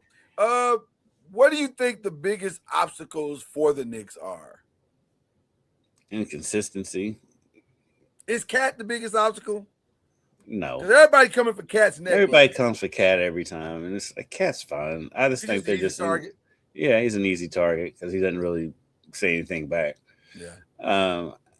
I just think they're just inconsistent because even last night, they started out getting busted and they came back. Right. And they do that at home. They've got the best home court advantage in the league. I love watching Knicks games when they're in Madison Square Garden. Yeah, Madison Square Garden is great. That's just great TV. But they're just inconsistent. And so I still think they're the best team in the East. It's going to be interesting to see what Cleveland does, but I think the Knicks are the best team in the East. And so last night may have been the best team in the East. Last night may have been a preview of the finals, but I can't see the Knicks beating the Thunder in a 7-game series. It's hard for me to see anybody at this point beating the Thunder. Right. Like they're so consistent. You got to beat them. First of all, you got to beat them. Like they're not going to beat themselves. They're not going to make a ton of mistakes. Then if you're counting on that as your blueprint to beat them, then you might as well give up now because they're not doing that. They are how can you? Because like last night with Holmgren, he goes off. He hit like 6 threes in the first half or something like that. Something like that, yeah. Some crazy number like that. He had 28 points on 6 of 11 threes. This is a dude that's 7 foot, 2, 3? Something like that. Yeah. Talk about stretching the defense. And then Let's see, Hartenstein, he got hurt. He only played 17 minutes, so he didn't score. But it doesn't matter. It just doesn't matter with them because they bring in Jalen Williams, who's a totally different player, but he still comes and contributes. He still had 8 and 5 last night, and so they just play well together. And you're down 25 the moment you step on the court against because you can book Shai Gilgeous-Alexander at 25, regardless of where it comes in the game. He's getting 25. Yeah. So then that's where you're starting. It just makes it so hard because it's an uphill battle, and it feels like an uphill battle every time you play the Thunder because you're putting pressure on them. They're not going away. They're consistent. They're going. I mean, a friendly whistle. They get a friendly whistle, a friendly neighborhood whistle. It's just hard, man. It's just a hard team to beat. It really is. It's a hard team to beat. So anyway. Detroit, what's their biggest obstacle? I think youth. Just not having been there before. I think they could be a team like they could benefit from bringing in a vet. That's not a vet that's only going to score like maybe 10, 12 points a night, whatever.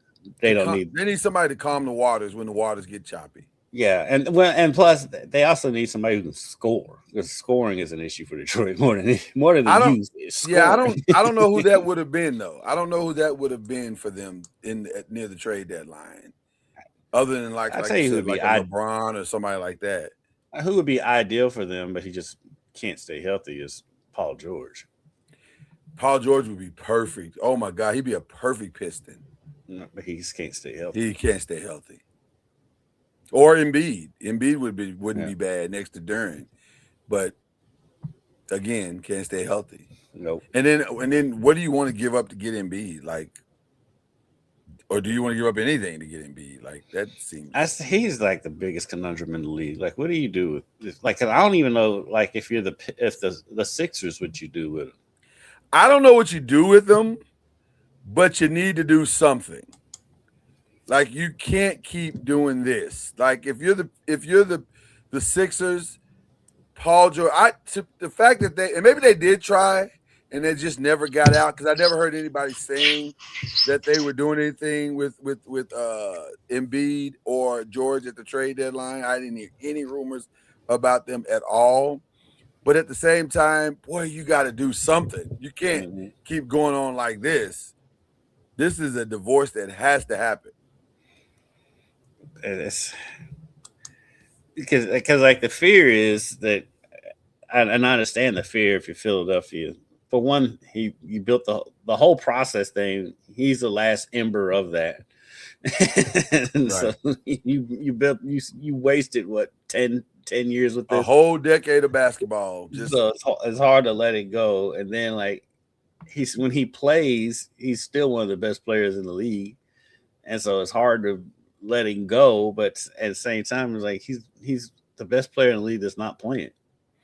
And you need to and you got to do something to change the culture because it's now it's Maxey Edgecombe, it's their team. Yeah, I think that's the part that makes it hard because you're like, okay, you put Embiid with those two, a healthy Embiid with those two, you've got something. You've got a legit big three. It looks like. Yeah, but you're never going to be able to put a healthy Embiid with those two. No, that's the problem. So let those two go do what they do. It's the hard part and also the easy part because you could land way different than that.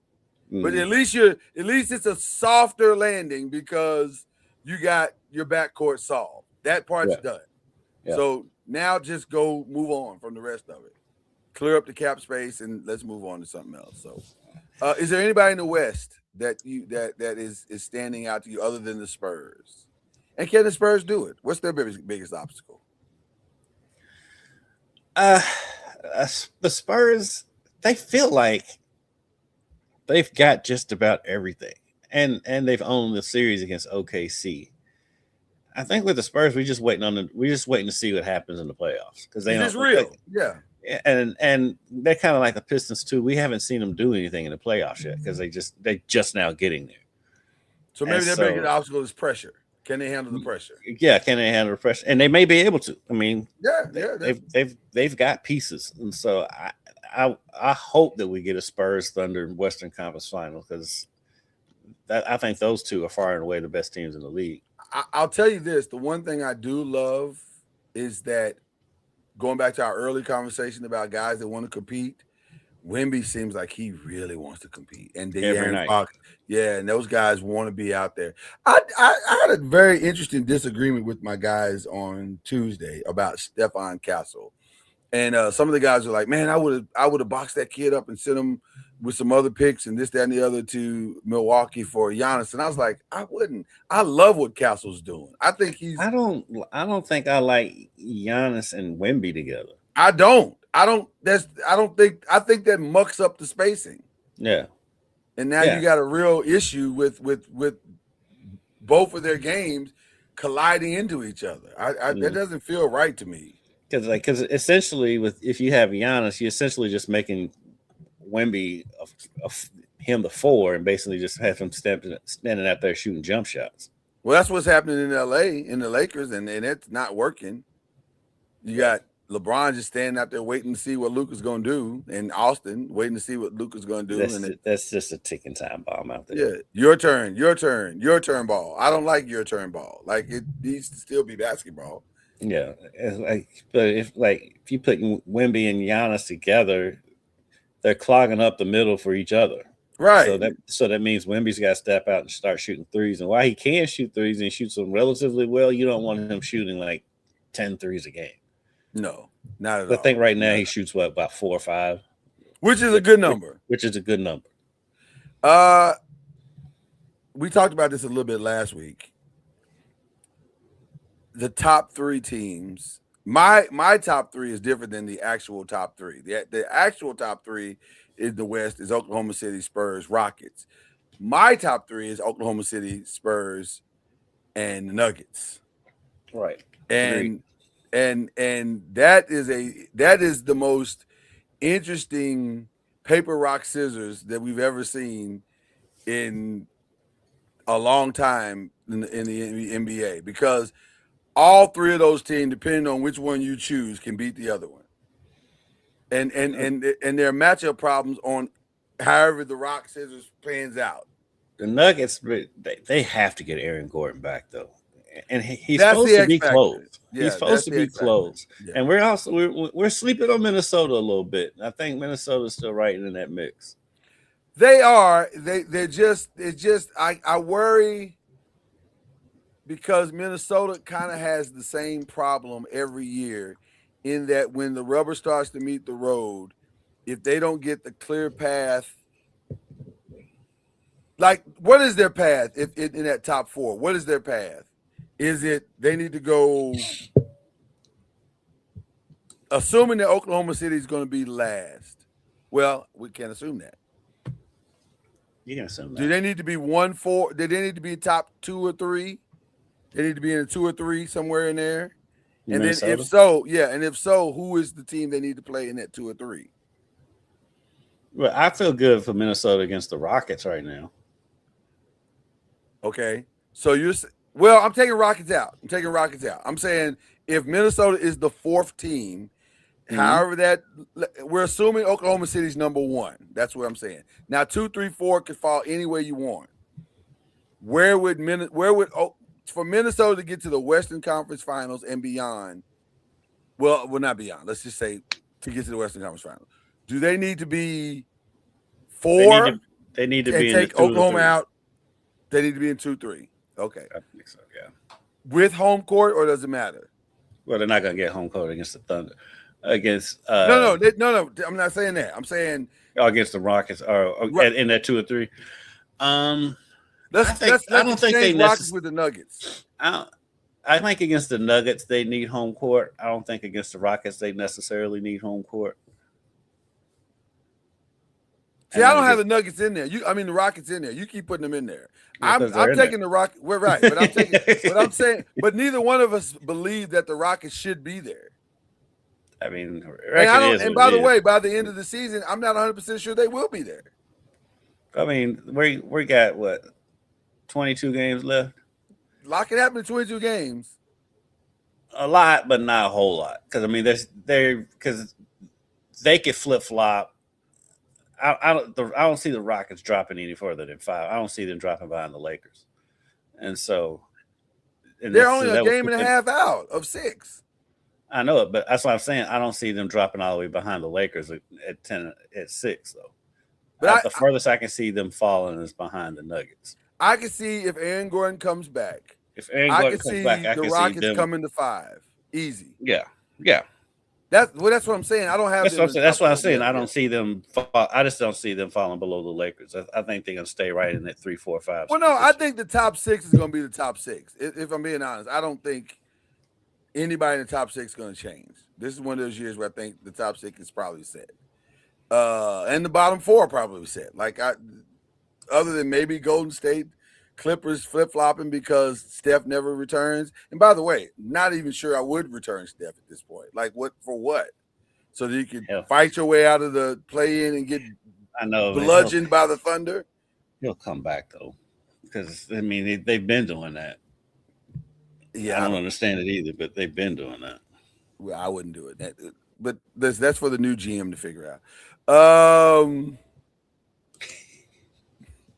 See how you slid that in there. I did. I was wondering if you was gonna catch it, and you did catch it. So again, I'm assuming that Minnesota gets in the 4th spot. Because I don't know if Minnesota can beat San Antonio because of the Wemby problem. Because you're playing 4 on 5. Yeah, you're playing 4 on 5. I think they can beat the Spurs because Anthony Edwards is that good. He's that good. He's awfully good. They can't. I would pick the Spurs to win it, but I think Minnesota can win that series. And then I think the X factor really in all of this is Aaron Gordon's health. I think if Aaron Gordon comes back, they're by far the second best team in the. It gets real interesting. Yeah, it gets real interesting if Aaron Gordon comes back. And can regain a measure of himself. Yeah. Okay. He's such a difficult, especially since once he added the 3-point shot to his game, he became a problem. No, 100%. and especially playing off Jokic. I mean, they've got a chemistry that's among the best chemistries in the league as far as teammates go, playing on the floor together, knowing each other's game. He as crazy as it sounds, he makes Jokic even better, even more dangerous when he's out there. And he also allows Jokic to play even less defense, which is what Jokic wants. That part. Because he's a shot blocker. You don't need Jokic is like, I don't have to play no defense now. When are you coming back? When are you coming back, sir? Appreciate your return. Right. He's just trying to keep from getting illegal defenses called. I'm just saying. Okay, let's get into the rest of the stuff before we get out of here because we're at that place now. This tagging, transitional tagging, we're gonna cut you series of free agency is crazy right now. Like you have to have a PhD. Oh my God. NFL contract rules to understand anything that's going on. So your Cowboys restructure. By the way, somebody tried to say it's gonna be hard for the Cowboys to get under the cap. No, it's not. If you offer somebody, they did it easily.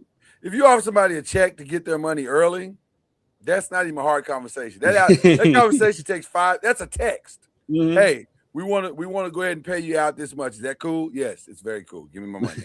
I'll be there Friday to pick it up. Like what we're talking about right now. So yeah, so they got way under the cap. What they do with it will be very interesting. It appears all signs are pointing to Max Crosby, a run at Max Crosby, and possibly Marshawn Lattimore, possibly. And Trey Hendrickson too. All 3? You think it's gonna be all 3? Well, those 3 are in the mix. Those 3 are in the mix, right? Any combination of the 2. Or which one would you rather? Which one would you prefer? I think Crosby. Okay. Because he's just a disruptor. He just disrupts. Trey Hendrickson's really good. Don't get me wrong, but Max Crosby is he's just a freak. in every positive way of that term, because he can wreck everything. He just wrecks everything. Because as bad as the Raiders are, he still is incredible to watch. It's nothing that's going on with the Raiders is his fault. Because that dude he can chase people down. You can drop him out in covers a little bit if he wanted to, and he can get to the quarter, and he can stop the run, which was the difference between him and Michael Parsons. And Mike, you can run right at Michael Parsons. You're not running right at Max Crosby. Can I say the quiet part out loud? Hmm. Max Crosby wins the Michael Parsons trade. Mm-hmm. Because you got Max Crosby and Quentin Williams, you won. Mm-hmm. And it's not, and by the way, not even really sure it's close at that point. It's still close. It depends on what happens on the field. Is it? Yeah. Because I mean, at the end of the day, because I got two. You can win the trade if you can't win the trade if y'all don't do anything in the playoffs. Well, but that's both sides, right? I know. So I'm saying for both sides. Yeah, but both sides. On paper, I got 2 game records and you got 1. I won. And Micah's not healthy. Right. That's what I'm saying. My guys are on the field all the time. Because I said the whole time, I wasn't upset that they traded Micah. I was just upset that the way they did it, because they could have done it earlier and gotten a lot more for it. But I wasn't upset with it. I mean, they were losing with him. So, I mean, it's like the Raiders keep trying to hold on to Max Crosby. Like, for what? You win in 3 games a year with him. Well, and that, again, you know what's funny? That's similar to how I felt at the Saquon thing. Like, we're not winning with him, so what's the point? We're just gonna keep paying the dude and losing games. That doesn't make any sense. So you might as well let the dude walk. Yeah, it's gonna hurt in the short term, but if you can finally rebuild your franchise, then you can't. Right. You know, that's the thing about fans. Sometimes we get so enamored with the immediate thing that's happening right today that we don't have any vision as to what can happen. Mm-hmm. And that makes it kind of frustrating when you're trying to talk sense into people. But maybe that is the bigger problem. We're trying to talk sense into people. Right. But yeah, the free agency is crazy. The Kyler Murray thing is interesting to me because here's a kid who has talent, but man, his off-field stuff is so weird because it appears it just comes down to, does he want to play?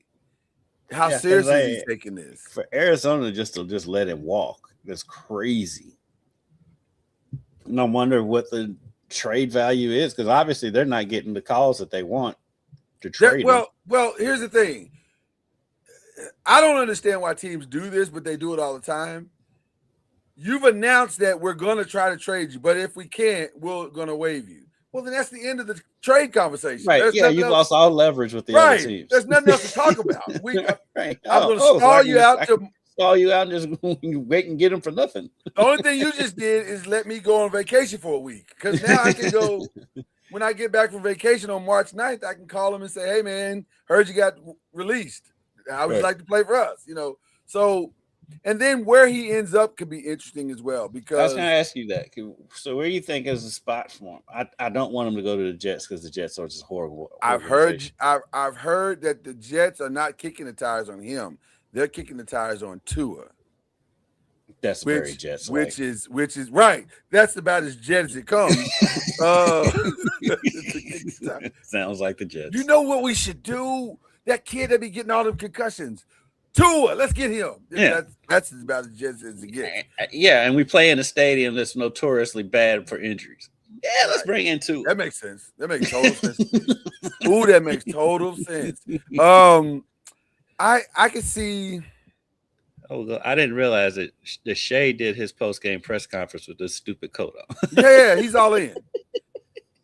Yeah, he's all in. Whatever the fit is, did you not know that about Shea? Whatever the fit is to the game, that's what he's modeling at the post-game. That's he's all in. He's not halfway committed. He's all taking questions with this ridiculous coat on. That's right. Apparently, he answered questions about the coat. I couldn't. You know why? You know why he did it? You know why he did it? Because he can. And he's giving the clothing designer that gave it to him their time and shine. the time he just to dropped shine. 26, and his team is leading the entire NBA. When you have that going for you, you pretty much can do anything you want at that point. But back to your question. Minnesota, do you take that chance if you're Well, Minnesota? all signs right now, if you believe the press of Minnesota, all signs point to them, as crazy as it sounds, abandoning JJ McCarthy. They are literally trying to get out of that situation as quickly as possible. Now, I don't know why that is, other than that the new GM maybe is looking to hire I'm gonna be his honest guy. with you. Him coming in, it didn't make sense to me that they were going all in on him in the first place. I didn't think he was I'm that not great a initially. JJ guy. Yeah, I'm with you. I'm not a JJ guy. I've never been a JJ guy. And that's no disrespect to the kid, but I just never saw anything in college that made me think, oh yeah, this should be like Yeah, like franchise quarterback. No. Never saw that. Mm-mm. So but Kyler, to pivot to Kyler. The thing is Kyler, he drives you crazy because he can be super productive. But he gets hurt and he misses games. And he's a wee tiny man. And he's got his off-field stuff, to which I wonder, because I'm thinking there's got to be more out there than what we know, because what we know is dumb enough, and then for them to be like, you know what, way more. But he's been the best, because he's been the best quarterback in that organization since they had whatchamacallit made a Super Bowl run. Oh my God, that's so true, Kurt isn't Warner, it? since Kurt What you Warner just said is true. He literally is the best quarterback they've had since Kurt Warner. And it's not even close. And then after Kurt Warner, he might be the best quarterback in the history of the organization. Very, very true. The organization's not been good. I don't know where they're going with this. No matter where they've been, Arizona, St. Louis, wherever they've been, they've not been good. It's one of those organizations that's always just kind of there. You know who else could stupidly make this play for him? And it wouldn't be surprising at all, but it would be on brand. The Browns. Yeah. They'd be on brand. Yeah. Not as on brand as the Jets going. No, nothing is on brand as the Jets. Jets masters of futility. Masters of it. Maybe Atlanta, if you don't believe in Michael Penix. Well, they already getting rid of Kirk Cousins. At least if you bring in they cleared up that money. You bring in Kyler Murray, you do at least don't have to change your system totally when Penix eventually gets hurt. If you're Minnesota, does it make more sense to bring in Kirk or more sense to bring in Kyler? Kirk knows the system. I was going to say, I think for their offense, I think it's better to bring in Kirk, because you can plug him back in and at least be productive. He ought to be productive at least. Although I think Minnesota, I think Kirk Cousins is the perfect fit to go back. Although I'm gonna be honest with you, I am baffled why he couldn't make that work in Atlanta. Either we are grossly as a media over analyzing and saying that these players are good, because maybe Atlanta's talent isn't as good as we all said that it is. It sure looks like it is. I think he played fine. I think what hurt them last year. They won their last 4 or 5 games of the season. Atlanta's situation makes zero. I think he didn't work in Atlanta. It's because Atlanta makes no sense. Because I think Atlanta is just a bad organization. But because I think he'll be fine in Minnesota. And I think he was fine in Atlanta, to be honest with you.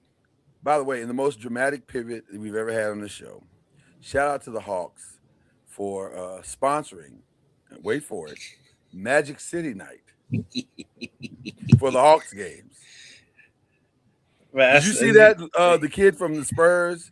Horford came out and said something too. Did an op-ed on it. Yeah. Magic City Night is bizarre. It is quite bizarre. But though it's so Atlanta though. Oh my God. Where does Magic City Night start at? Like, what does everybody get, like lemon pepper wings? Is that where we started? Like, that's part of it. That's part of the promotion is the lemon pepper wings. So maybe that's all we're talking about. Just say that. Don't call it Magic City Night. What the thing is crazy about it is there might be more popular, at least in Atlanta, they definitely are. They're more popular for their food than what they actually are. Apparently their food, I've never been. I don't know if that's true. Their lemon pepper wings are very popular. Yes. But also, there's a full documentary, 4-part documentary on Amazon discussing Magic City. That's a weird flex It's so for weird, Atlanta. but it's so Atlanta. It's so Atlanta. It's probably more Atlanta than the Hawks, if we're being honest. Yeah. I don't know that It's more Atlanta than that hot dog stand. What's that big hot dog stand they got down there in Atlanta? That's supposed to be. You lost me on that one. The hot dog stand? Big hot dog. They have a restaurant that's known for their hot dogs down there. Really? I don't know that one that well. I know Slutty Vegan is going through some problems, which is a crazy name for a restaurant, by the way. Yes, crazy. They need to have a Mary Mac's tea room night, because Mary Mac's tea room, now that's good eating. Anytime I go to Atlanta, I gotta go to Mary Mac's tea room. Atlanta got to work on the names of their places. Like, no, they don't.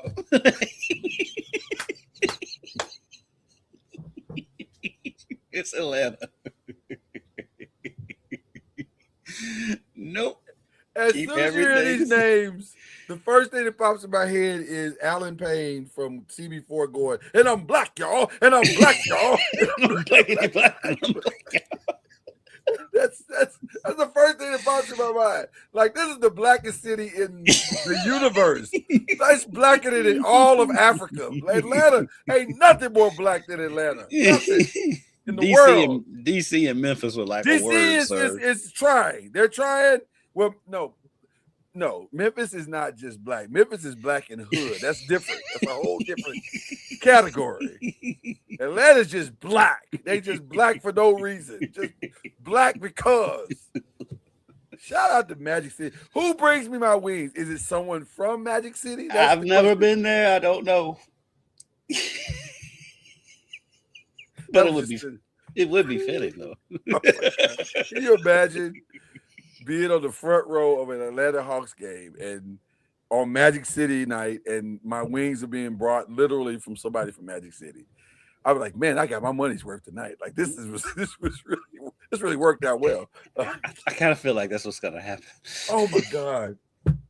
Why can't that make Sports Center? That's what I want to know. It will. Because don't they got uniforms and everything, like the special uniforms that the Hawks are wearing for it? Listen. No, not the Hawks. Wait a minute. Hold on. Stop. Wait. What? I think they have jerseys. There's gonna be Magic City jerseys. Jerseys. I'm pretty sure I saw that. Are they like complete jerseys or like they're tearaways? Well, they're not halter tops. Well, I'm just trying to understand it. I'm just trying to understand the aesthetics. Like, what are we doing here? I want to know what we're doing. Okay. Magic City night jerseys. Is there a poll that I'm not gonna do that. I'm not gonna do that. That joke was right. You leave the poll out of it. I'm just saying, are we gonna make this authentic or not? What are we doing? Like, what is the halftime show? Is this going to be like advertising, or what are we talking about? Like, ooh, you know what the perfect halftime show is? While you're looking it up, girls from Magic City night eating lemon pepper wings in a contest.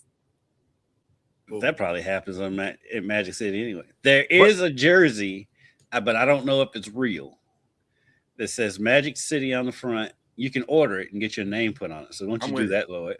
I'm with it. How about that for an anniversary present? Well, listen, my family has bought me gifts. One of those gifts could very well be a Magic City jersey. I don't know. I didn't make any requests, so I don't know. I don't know how far my wife's mind stretched to these gifts. I don't know. So I'll let you know. I'll keep you and the listening audience abreast. If we're being honest, I'm kind of wearing the subsidiary of a Magic City t-shirt. Now we've come full circle. Now we've come. We have come all the way around. Toy Tiger wasn't known for his lemon pepper wings. They didn't have it. I don't even remember the good food that Toy Tiger. I don't think they had food. It's probably a good idea that they didn't. I've never eaten Toy Tiger. I don't think they had food. Yeah, I don't think they did. No, it's probably a good idea. No, they didn't need to serve anything. No. Not in that environment. That's I'm not hungry at that particular time. It's not what I didn't come to eat. There was a reason why that Krispy Kreme down the street thrived. Now that Krispy Kreme afterwards, that's a good time. One direction is Krispy Kreme, the other direction is White Castle. Listen, it's a good time either way. It's a good time either way at that particular time. But eating in the facility, no, absolutely not. No. Okay, we got to move on. I just watched the Wu-Tang thing. The Wu-Tang? Yeah, I didn't see the Hulu show. Yeah, I didn't watch it. Oh yeah, it's good. It's fantastic. I wish they kept it going, but yeah, it was good. Even only thing was just that the dude that played RZA looked nothing like RZA. But other than that, yeah, I didn't think he sounded like RZA either. No, like I think in that situation, I think they just went with the best actor and just like suspended reality as far as what they look like and sound like. But like he was good. I mean, he was good. Dave East was good as Method Man though. He was fantastic. Oh, he was fantastic as Method Man. He was also was crazy because like everybody looked like who they were playing except RZA. Who was on the screen 70% of the like time. The guy playing his brother looks exactly like his brother. Spot on. Nailed that. I enjoyed it. It was a good time. ODB looked like ODB. I mean, like, yeah, it was nice. Were you as shocked as I was to see how, I don't have a better word than this, gangster some of the Wu-Tang is? Like, I was shocked that Raekwon's gangster. No, just considering where they came from. Well, but like Raekwon opens the entire series, and this is not a spoiler, in a drive-by situation. Like that's, right. I was like, wait, what? Raekwon did that? Like that didn't really surprise me. It kind of surprised me. I was shocked. There were things about Wu-Tang I did not know. I knew some of that information, some of it I didn't. It was interesting. I enjoyed it. That was a good time. It was a good time. I enjoyed that. What else did I watch? What else have I watched? Paradise is back. Fantastic. Paradise is back. I watched the first 2 episodes. I started watching the third one and I fell asleep on it, so I need to go back on. It's starting a little slower, and they're doing a different kind of thing, They're doing an interesting way of bringing in new characters. Yeah. So it's interesting. I like it. But it's good. It's Paradise, so I'm not going to complain. And then I've also watched Bridgerton. See, I watched the first season of Bridgerton and didn't come back. Well, I have a wife that right. These are phenomenal points for me. So I'm going to watch Bridgerton, and I like it. I actually like Bridgerton. So although the one of the main characters this year, when you look at her Instagram, she's way more hood than I thought she would be. Like, I was like, twerking? Really? You? Didn't see that coming. So I didn't see it coming. If you and I'll show you the picture when we get off the air. But if you're familiar with Bridgerton, it's like kind of catches you off guard. You're just not really prepared for that. It's quite something. It's quite something. And then the last thing I've watched, the Traitors finale was outstanding. I can't wait for Kendrick to get caught up with the Traitors finale because this season was fantastic. Oh my God, it was so good. So very, very good. From start to finish. So I'm extremely pleased at what I witnessed throughout all of this weekend. And today, being that this is my day of birth, I am going to thoroughly enjoy myself. I'm going to I don't know what I'm going to. You know what? I say I'm going to do whatever, but I don't really know. That my kids and my wife have taken all of the planning away from me. I have no idea what's going to happen. Works that way. Yeah, I have no idea what's going to happen today. I'm up, I'm ready, and that's the extent of my preparation. Like that's how it's supposed to be. It's your birthday. Yeah, the Traitors finale was phenomenal. Oh my God, it's so good. I almost want you first season. We're in the second season. You're in the second season. Okay.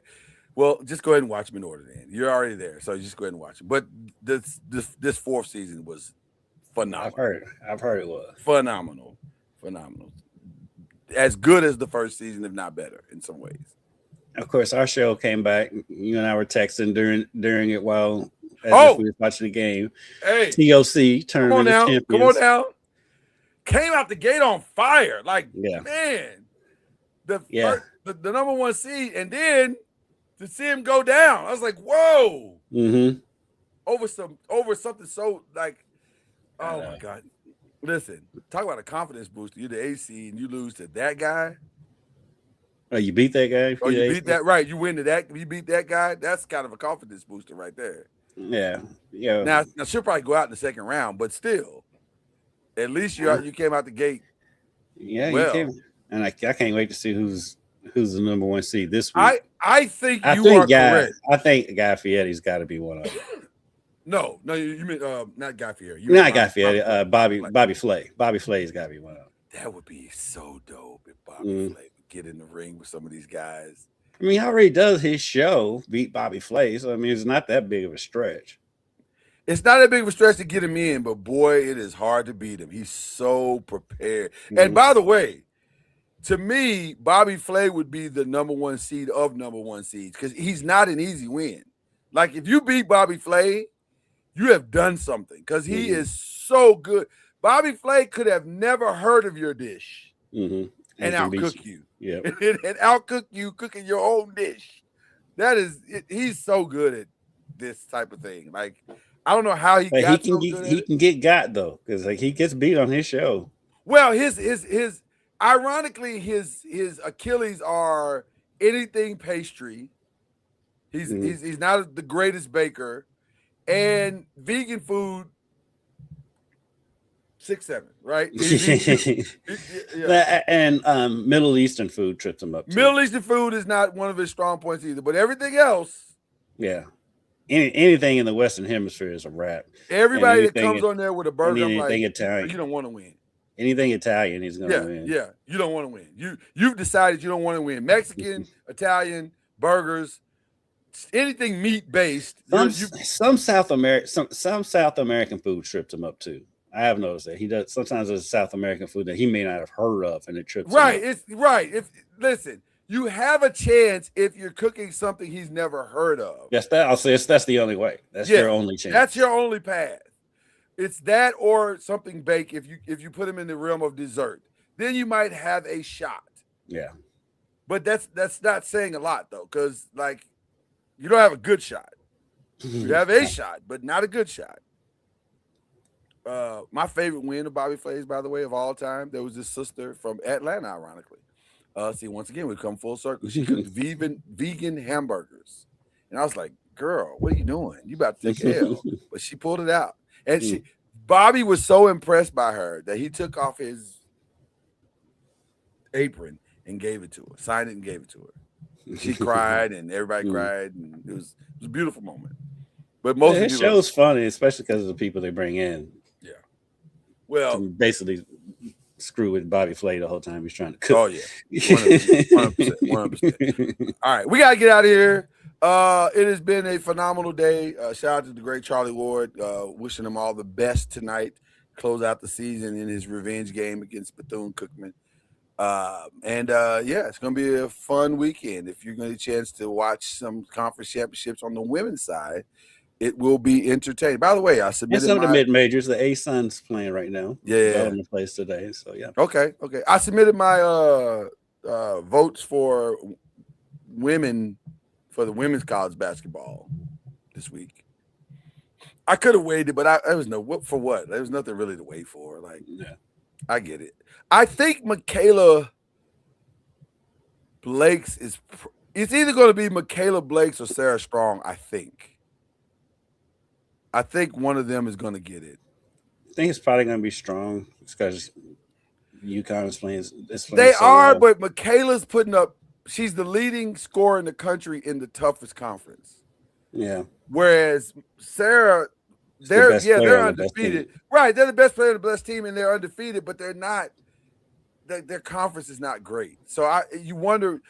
This is one of the few times I can say I wonder. Not a lot. Now I'm not saying I wonder deeply in this because it's UConn and it's Gino Auriemma. So, but you do wonder how good are they really? Because the one time they got challenged, which was against Michigan, they only won by 3. So you wonder, are they that good or are they just the beneficiaries of But I mean, the difference is because, like, let's be honest, UConn's never really played in a strong conference. It was strong when Louisville Also- was in the Big East, Right. but if they've never really played in a strong, it hasn't mattered before. It But that's hasn't. before. But that was before parity came to women's college basketball. And now there's a lot more good teams in South Carolina and UCLA. There's my point. Yeah. So on and so forth. LSU, when they want to play, this ain't LSU the 2000s. LSU can be sometimes. So, I don't trust LSU at all. I don't weird trust LSU. This is a very weird LSU team. Yeah, I don't trust LSU at all. South Carolina is interesting. It's going to be interesting. South Carolina is interesting too because I mean they barely beat Kentucky on Sunday, and then and Louisville should have beat them. And so it's going to be an interesting tournament. I cannot wait to see the women go at it. It's going to be a fun tournament.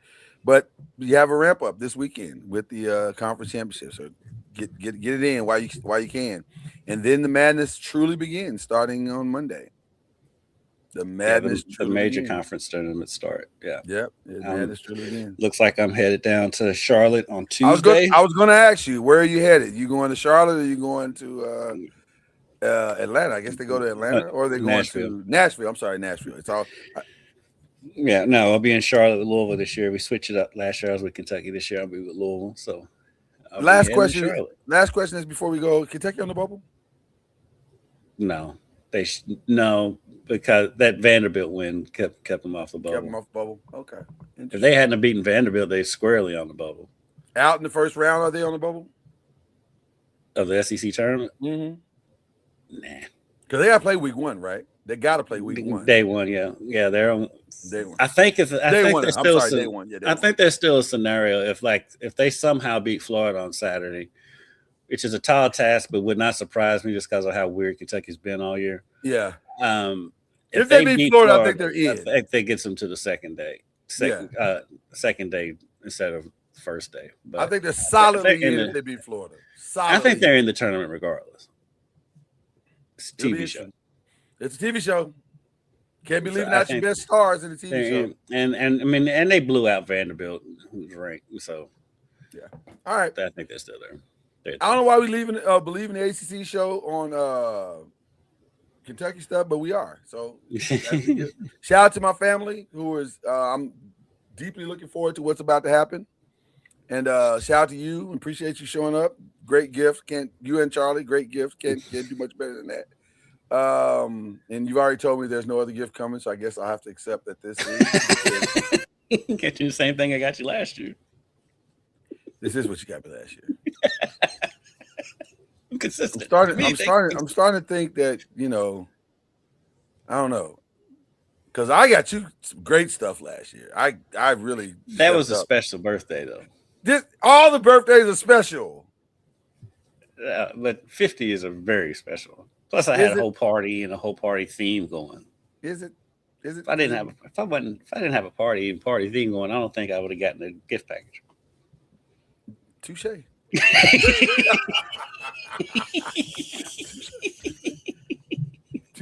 Touche. God bless each other. You got to shout out. Anybody you shouting out before we go? Just shout out everybody. Yeah. shout out to the world.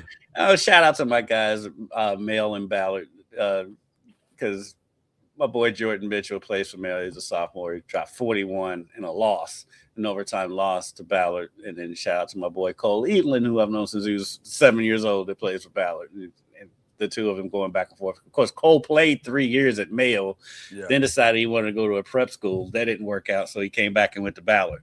Wow. And so it was funny at his senior night at Ballard when I was like, he's been at Ballard for like 2 months.